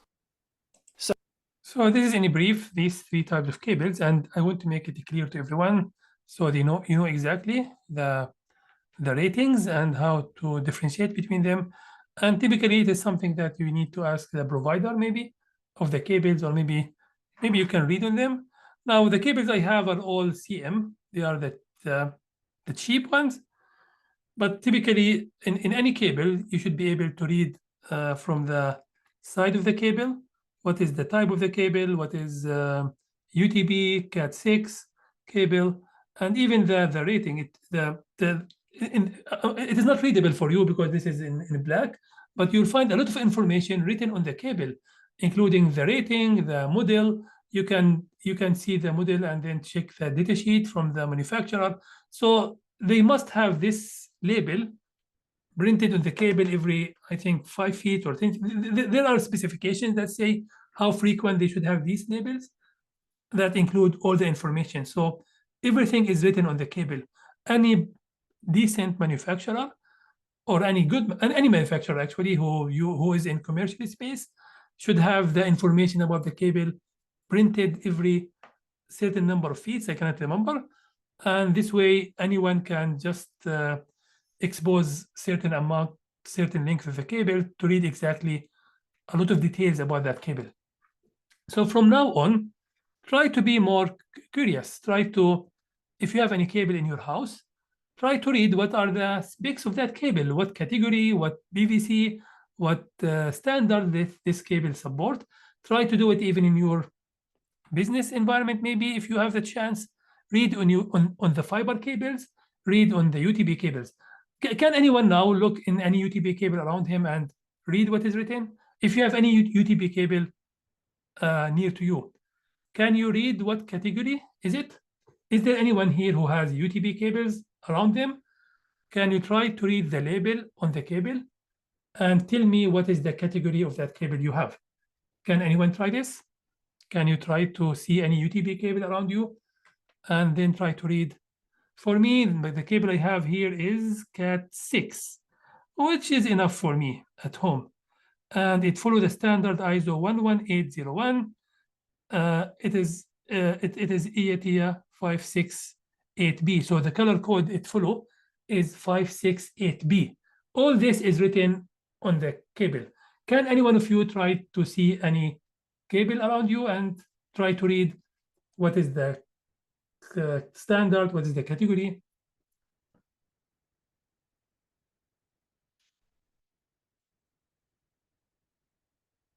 Cat 5e, yeah, it is old, but enough. So do you find it useful? Do you find the information useful? Did you think about it before? Have you ever considered reading this label? Have you ever thought about the meaning of these labels and why they add them? Cat 8, wow, lucky you, George. You have Cat 8 at home? Wow, this is good. This is really amazing. I don't have Cat 8 at all. yeah, good to know. So at least you know that you have the latest cabling in your house and you are using a good brand of patch cables. So yeah, yes, I want you to start being some sort of curious and reading around to see the value of what you are learning here. Cat 5, yeah, Cat 5 at home is enough. I would say Cat 6 is better, but Cat 5 is doing the job in most cases. Cat 6 is the common standard now, Cat 6 or Cat 6A. Now let's see this activity.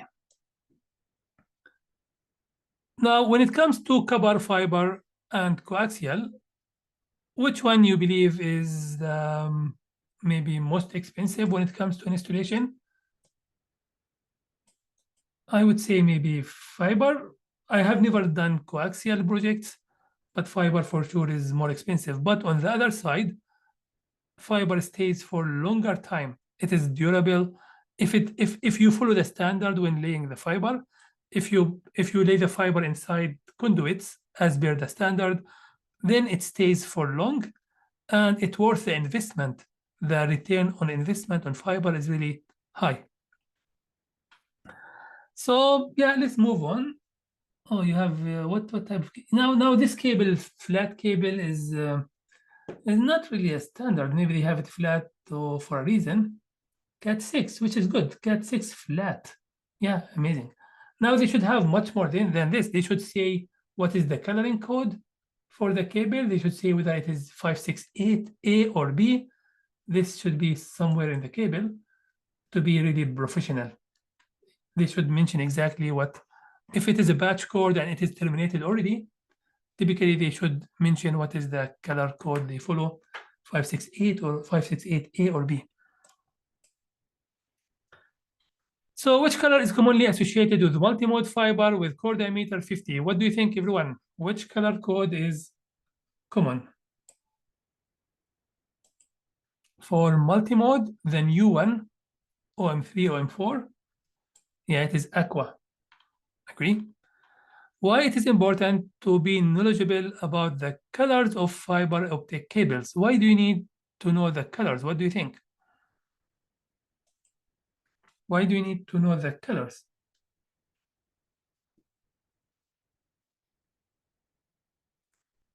Yeah, you need to know what the color type, and the complying is also important. Yeah, for troubleshooting.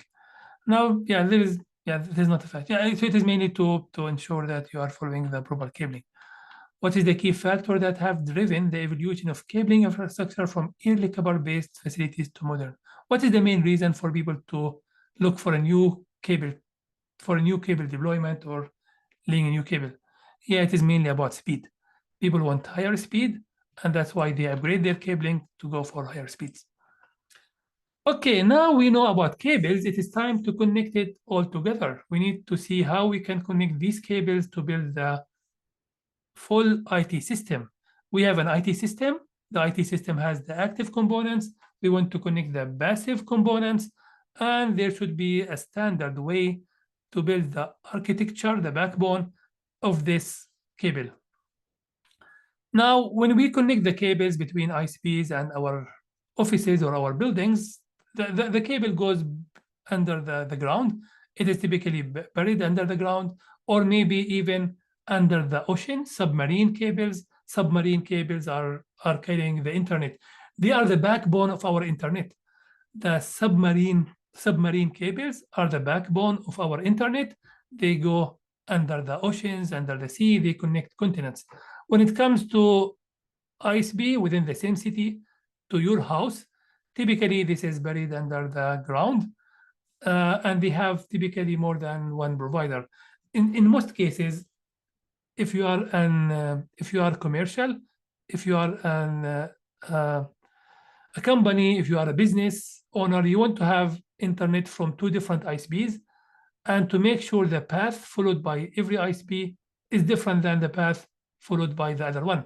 I know a big school board in my area. They have hundreds of schools, and they have their headquarters in my city.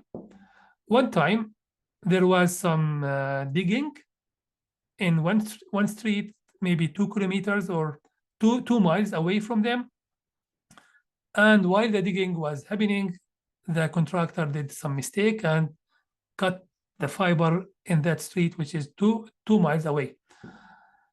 Guess what happened? They lost internet. They discovered only at that time, they discovered that although they have internet from two different ISPs, both of them are using the same fiber trunk that goes to a certain area in the city.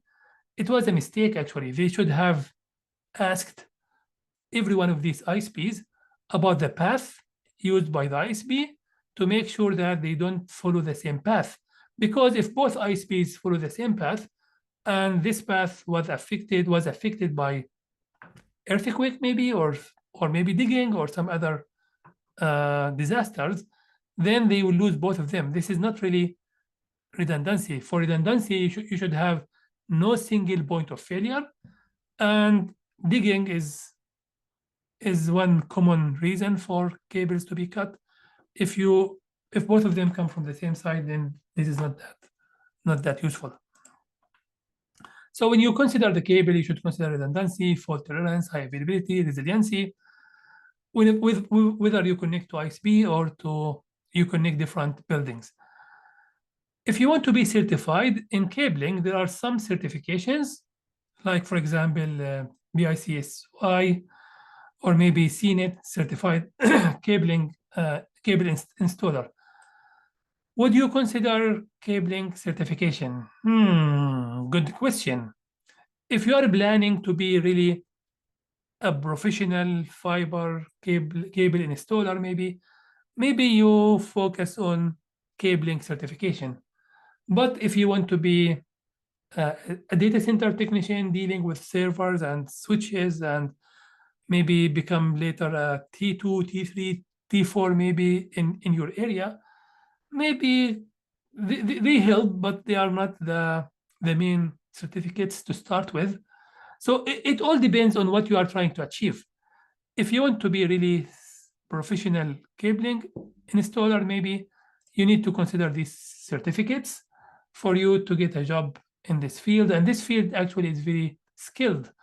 The people who do fiber installation are really skilled people. They need to have a lot of certification. They need to keep learning all the time because the tools are changing. There are new tools coming from different companies. There are new types of fiber, new techniques. So they need to be somehow aware of what's going on in the industry, and they need to keep learning all the time. So it is all about, oh yes, you're great, Kenneth. So if you have 2 certificates, maybe you are the one who should give this course. Maybe you know about cabling more than me. If you have 2 BICSI certificates, yeah, amazing. Thank you for letting me know. Now, when it comes to cabling, we need to have structured cabling, which means there are certain standards that followed by organizations when they lay cabling. First of all, the cable that comes from ISP should go to a room called entrance room, and then there should be a main distribution area. So typically, if this is a building, first of all, you need to bring the internet from ISP. So there should be an area where you have the ISP connection terminated and connected to your cabling. Typically, this area should be accessible by the service provider. So typically, you have it near your entrance. Then you lay a cable to your main distribution area. And from here, the cable can go horizontal, backbone cable to other areas. And within each area, it goes to end users. So it should follow certain architecture where you have some backbone cabling and then different type of cabling that goes to end users. You don't want to connect end users to the main distribution area. You need to have some sort of smaller areas that serve users. You have horizontal cabling between your MDA and these zones, maybe we call them. And then you have different cables to connect within the area. So these terms are somehow, not all companies have all these areas, but if you have a full large deployment, you may have all these areas. The cable comes from the outside, your MDA. Your MDA distribute the cabling using horizontal distribution area to other areas in the same floor, maybe. Then every floor has these different telecom rooms that distribute to other areas. Backbone cabling is the one that connects these areas together. A lot of information. Let's watch a video because video will visualize it. Or let's take a look here. First of all, the cable comes from outside. Do you want the cable that comes from the outside to connect to your MDA directly? Do you want that cable that comes from ISP to connect to the core of your network directly? Is it a good idea to connect that cable all the way directly to your main distribution area that include your core switches, your core servers maybe? Doesn't sound safe because this area is accessible by the ISP. They need to maintain the cable, they need to connect the cable. So typically you terminate anything from outside in certain area, like buffer zone maybe. Then from here, we have backbone cabling that connect this room to the main distribution area, to the horizontal distribution area that distribute. We cannot connect everything back to the main area, we have some distribution point around the floor, and these rooms these rooms are connected by backbone cabling, maybe single mode fiber, maybe maybe multi-mode fiber that support maybe 40 gig, 100 gig. Then from this distribution areas, we have UTP cables going to end users. So it makes sense. We don't want UTP cables that are limited to 100 meters to go all the way to the main distribution area. We need to have our backbone cable, our backbone fiber cabling extended to different areas in the floor, and then from there, users connect. Just to make it clear, let's look at the same information from different angle. So we have our, in our white space, we have our cabinets. This is our horizontal distribution area. From there, we connect the cables to the racks and different racks. We will talk more about top of rack networking in the next slide. To make sure the idea is clear, let's watch a video. So the video will visualize the idea, and maybe it will be much clearer to everyone. Why it sounds unstable? What do you think? Oh yeah, if you connect the cable, if you connect the ISP directly to your MDA, it is not a good idea. Even you want to have some protection from whatever happening in the ISP side, and that's why typically people connect an entrance room. Let's take a look into this video. Hello, and this is Sunny. Welcome back. Today my topic is structured cabling and 3 basic components in a typical star network: telecommunications room, horizontal cabling, and work area. Structured cabling refers to set. So this is the internet. This is the internet. It goes to a certain area to isolate the internet from our core. And then from there, we connect to our MDA here. Yeah, here he has the MDA. Let's see. Set of standards for enterprise-wide. So there should be some facility that isolates the internet from the MDA. Typically, we have some entrance facility here. He did not mention it as a box, but there should be some area here where we connect the internet. The internet goes to our MDF. The dark blue is our core structure, which is mainly fiber. So the dark blue is the fiber that connects the main components of our horizontal cabling. And then from here, we have the work areas connected to these telecom rooms. So telecom rooms that are scattered all over the floor are connected to, or these IDFs, intermediate distribution frames, are connected to the core. Now, you may have different names for these rooms, but the idea is the same. From the MDF or from the MDA, we connect fiber backbone cabling to different distribution rooms. We call them telecom room. We call them intermediate distribution frames all over the floor. And then the end users connect to these frames. We may have smaller telco rooms connecting to IDFs, or maybe in some cases, the IDF is a telco room.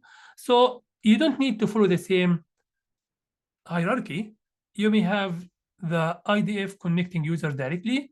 You may have telco rooms connecting to IDF and then to the MDF. The whole idea is we have backbone cabling connecting different components of our floor, and then end users connect to the nearest distribution point, whether you call it IDF or you call it telecom room. People connected by UTP to the nearest distribution point. This distribution point is connected by fiber backbone cabling to the central MDF. Central MDF connect to the internet through the entrance facility. Let's watch the video and make sure it makes sense to every one of us.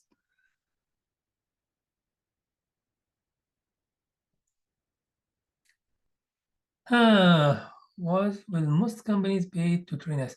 Now, it depends. When you work in a customer, when you work for a company as a customer, you work for the company that operates data center, maybe they will not pay, they will not train you. I worked before in system integrator, which means we offer service to data centers.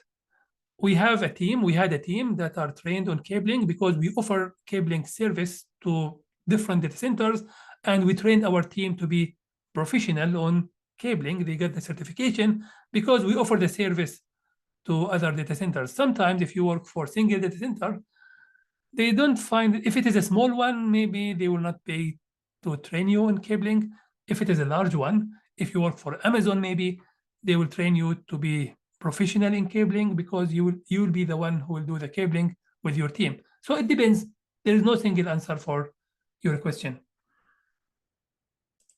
Cabling systems specified by TIA EIA 568 Commercial Building Wiring Standard. Structured cabling consists of many components such as work area, horizontal cabling, telecommunications room, IDF, MDF, backbone cabling, demarc, and entrance facility. We can consider them as building blocks for a network cabling system. Structured cabling defines how to design, build, and manage a cabling system. So I will not run the video fully. I won't just, maybe you can watch it later. The main idea I want to say is that you cannot just connect everything to one room and lay the UTP cables from all over the places to that room. There should be some backbone layer, work areas, or EDA or end user distribution area. You need to have some sort of architecture for your cabling. You cannot just run hub and spoke everything to the central area and that's it. This is the main idea. You should have a layer of backbone that connects main rooms to each other. And then from these main rooms, you connect end users by UTP. I don't consider myself an expert in cabling, but yeah, I can take a look later maybe. Now, there are some people who are really certified. I would say maybe, who is certified here? Oh, Kenneth, yeah. Kenneth, you are the one who is certified. Maybe someone who is really certified in structured cabling and cabling would maybe comment or certify cabling. For me, I worked in cabling a long time ago, and then I focused mainly on active components. But you need to understand cabling even if you work on networking and servers. You need to understand the main concept. What is an MDF? What is an IDF? What is backbone cabling? What is riser cabling that goes between floors? UTP cabling that must go through batch panel cable and then outlet. So you need to know the basics. I will take a look at this later, but I don't consider myself an expert in structured cabling. It has its own certification. Does it make sense, Kadir? Okay, so this is about structured cabling. I would say maybe you watch the video later and go over the details. Now, how can we fix the issue of cabling in data center?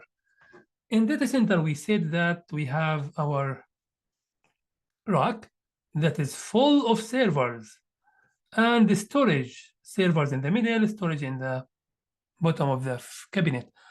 And we need maybe 30 to 50 cables per rack.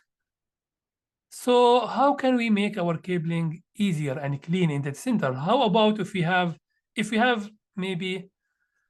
small data center with maybe 30 cabinets,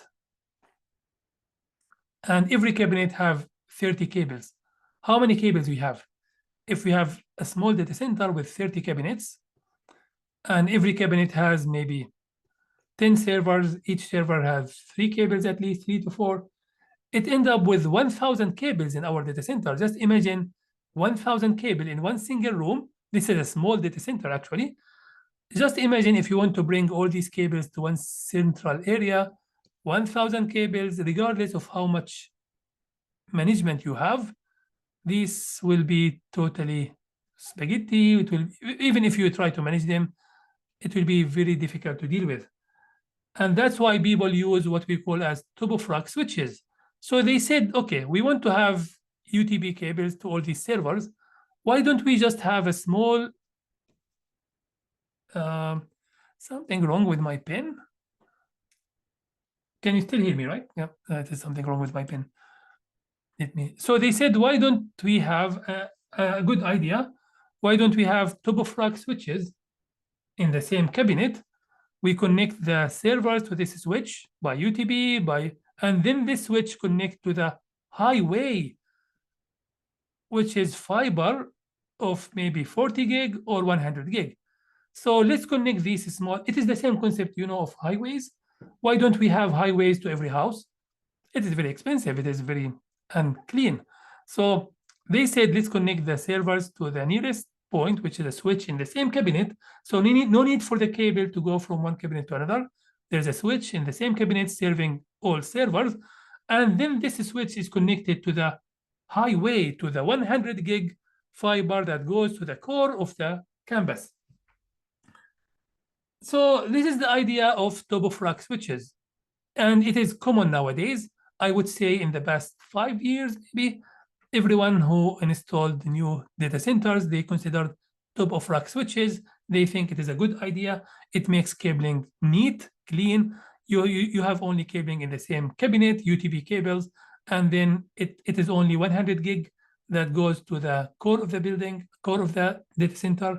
We call it spine. So typically in data center, they call this spine leaf. And instead of core access, they call it spine leaf. So this is one way of doing cabling in data center. Is it the only way? No. Some people say this is a lot of switches. We don't want that. We want to have our switches at the end of row. They call it end of row switches.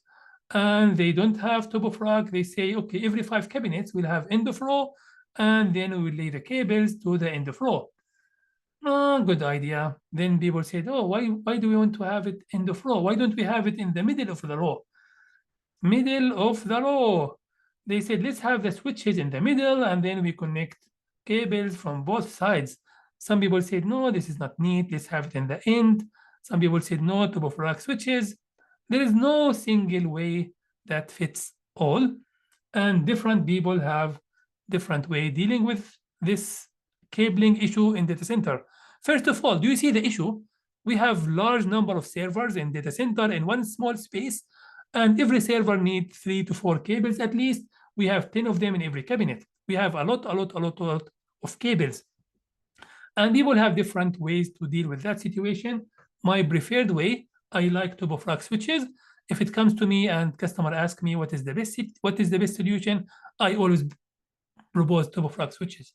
I think it is the best way to deal with large number of cables, and then you connect this top of rack switch by 100 gig at least, 100 gig or more maybe, to be but not all everyone like it.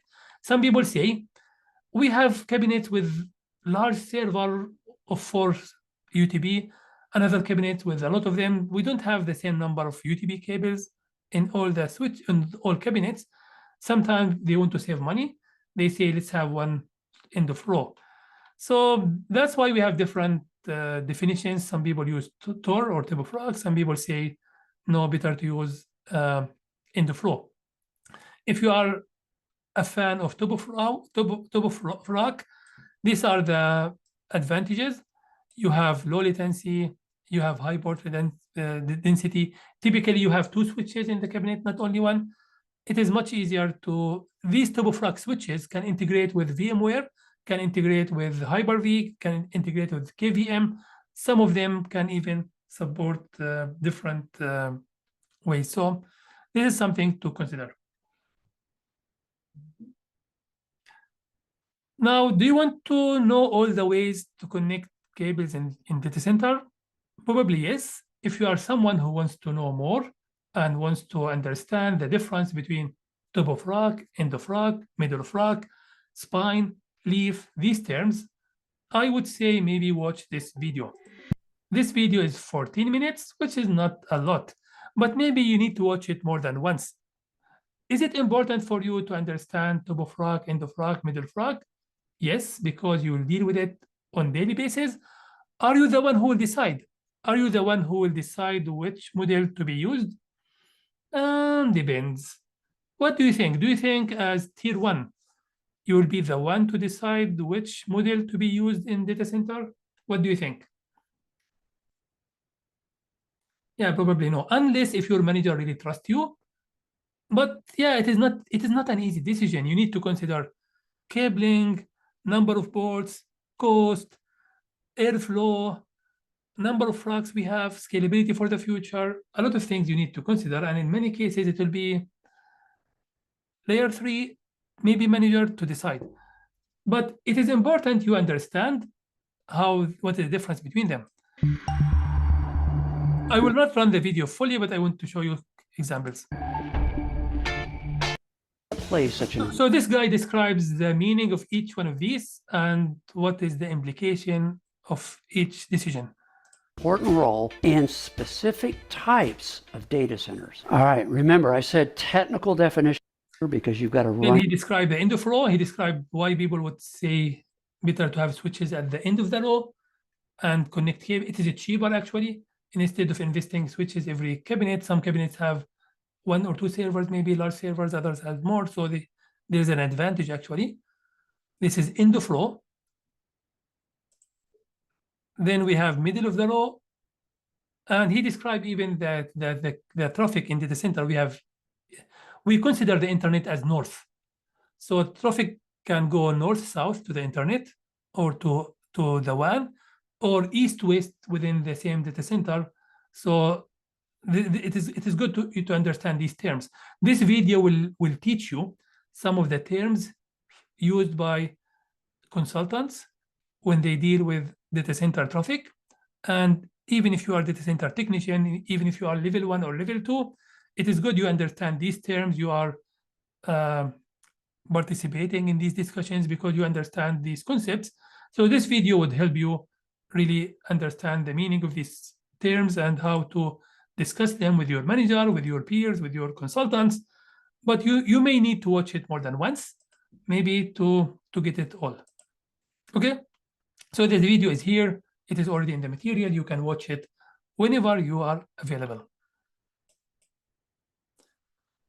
Now the last part is cable management. We discussed cable management a few times in the past, but it is good to go over it again.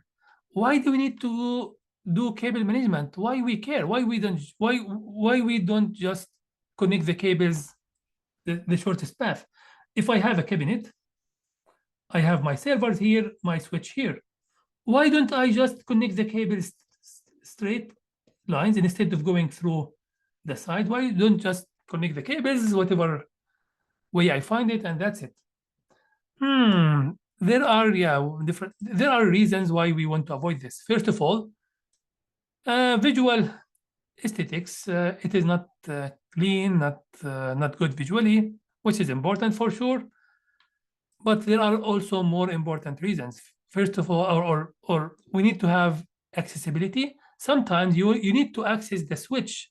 If the cables are blocking access to the switch, you have no way to monitor the switch. You have no way to serve the switch, to maintain the switch. So the cables may block access to the devices, the servers, switches behind them. Also, airflow, which is an important subject. We want to make sure that air goes through the circuits, through the electronics. The cables may block the air, and this may cause very disastrous effect. It may defect the switches. Cabinets are not static. You keep replacing servers, you keep taking servers out and in. If the cables are blocking the access to servers, then we cannot replace these servers, we cannot maintain these servers, we cannot upgrade these servers. So it is also a lot of issues.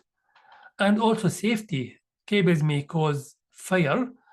If you have the cables all over the place, there's a good chance that the equipment may get heated, and this may cause fire. So these are the reasons why we need to consider arranging the cables. Now, these cables are spaghetti, but they are not the worst. I have seen worse than this. And just imagine if you want to do maintenance in this environment, it is really difficult. Now, what tools we can use to improve cable management? There are different tools that can be used for cable management. We will go over them. So, cable trays. Cable trays are the devices that are on top of the cabinet. They go below the ceiling. They are hanging by the ceiling. We will see some photos of cable trays. So let me show you some of the photos of cable trays. There are two concepts that are similar: cable trays and cable ladders. Cable ladders are simple. They look like a ladder. They are in the ceiling for you to lay the cables on top of them, and then you tie them.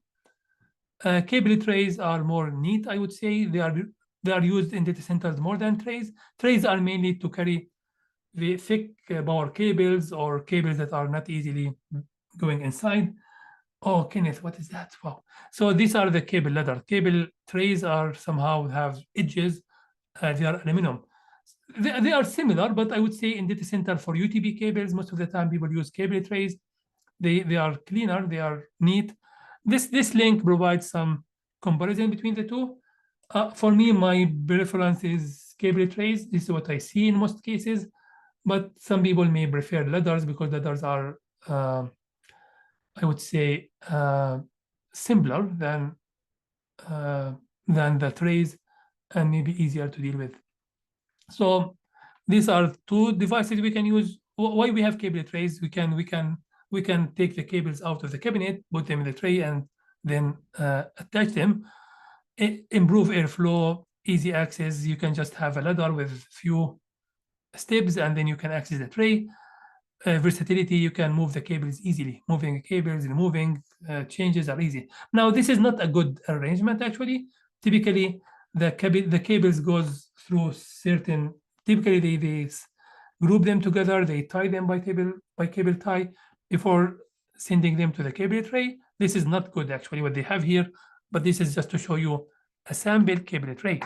On the other side, if you have cable ladder, it has conduits are the closed pipes where we lay cables inside. Mainly if you have cables underground, we want to have them in conduit to protect them. Underfloor is another way we can have them under, but the issue here is that we need to make sure they don't block the air because we use the underfloor for airflow. So make sure you organize them. This organization is good. This is good, actually. They still have enough space for the air to flow. And accessing it is easier than the cable tray, maybe. But I still prefer cable tray because the issue here is if you have rats or animals, sometimes if you have any issue in the cable, it is not visible. In the cable tray, the cables are visible, they are clean, you see everything. Under the ground, somehow they are hidden. Some issues may happen if you have any flooding. If your data center is not well maintained, maybe you will have some flooding, maybe you'll have some animals, some rats, or that may eat your cables. So yes, be careful. Overhead is just laying the cables outside. Ladder is similar to the rack, but it is just a ladder, which is mainly similar, but it is mainly for thick cables. They are visible. I like ladders and cable trays because they are visible. You see the cables all the time, easy to access, compared to underfloor where they are invisible, they are hidden, and if there's an issue, you will not discover it yourself. So this is just an example of cable ladder. You mount it to the ceiling. So you mount it to the ceiling and you attach it to the ceiling, then you can lay your cables on top of it. It is very neat, very clean. Now, some best practices.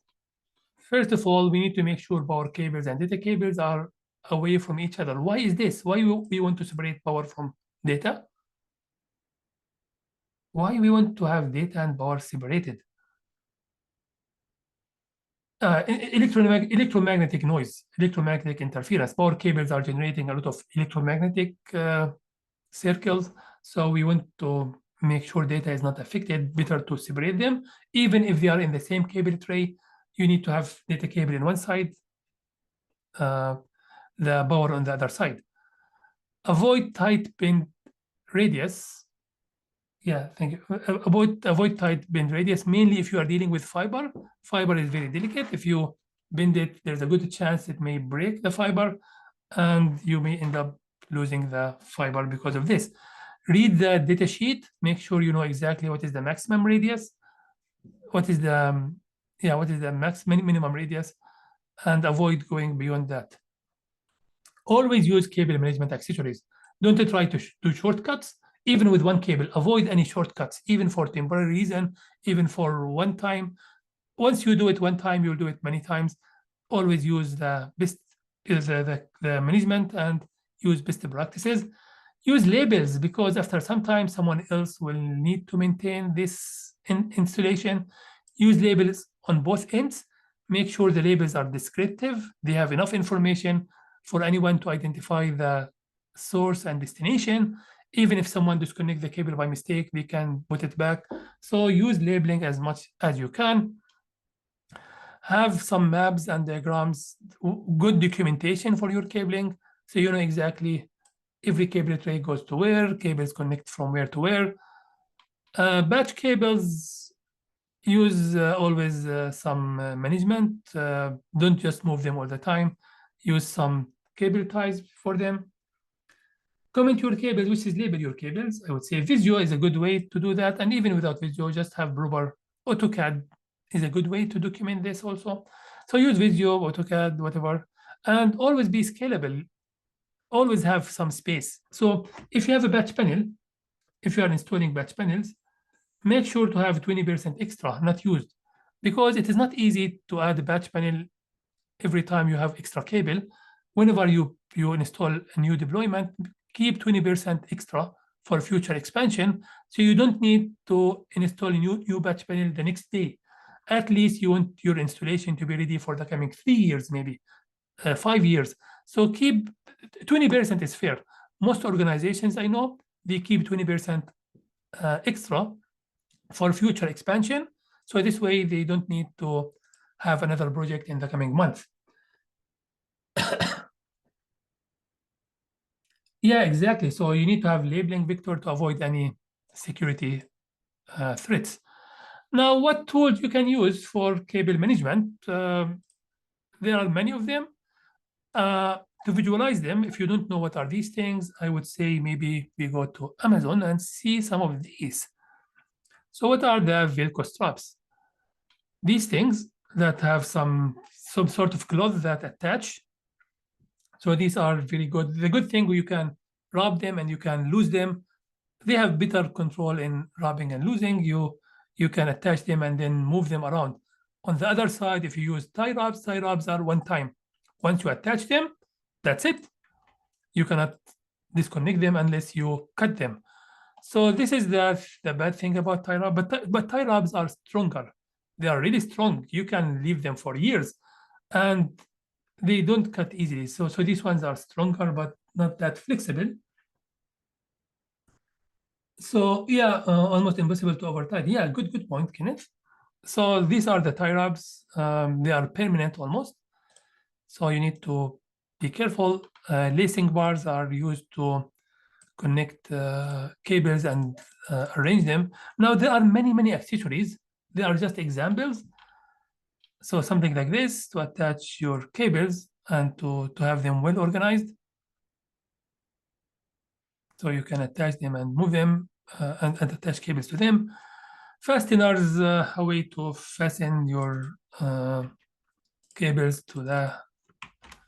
Now there are many of these accessories. This is not everything. This is just examples, but there are many of these accessories that you can use to make your cables look neat and nice. Cable trays, we discussed them. Raceways, enclosed conduit. Yeah, some of these things maybe have different names for different people. So you can take a look. Yeah, oh yeah, these are the ones that are you put the cables, they attach them, they have them inside. Typically, these are not. They are mainly temporary, or if you want to extend the cable to areas where it was not designed for that.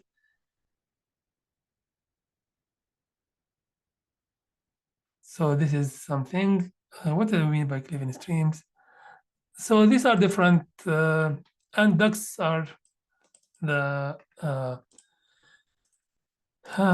plastic or PVC material that you use, or yeah, this.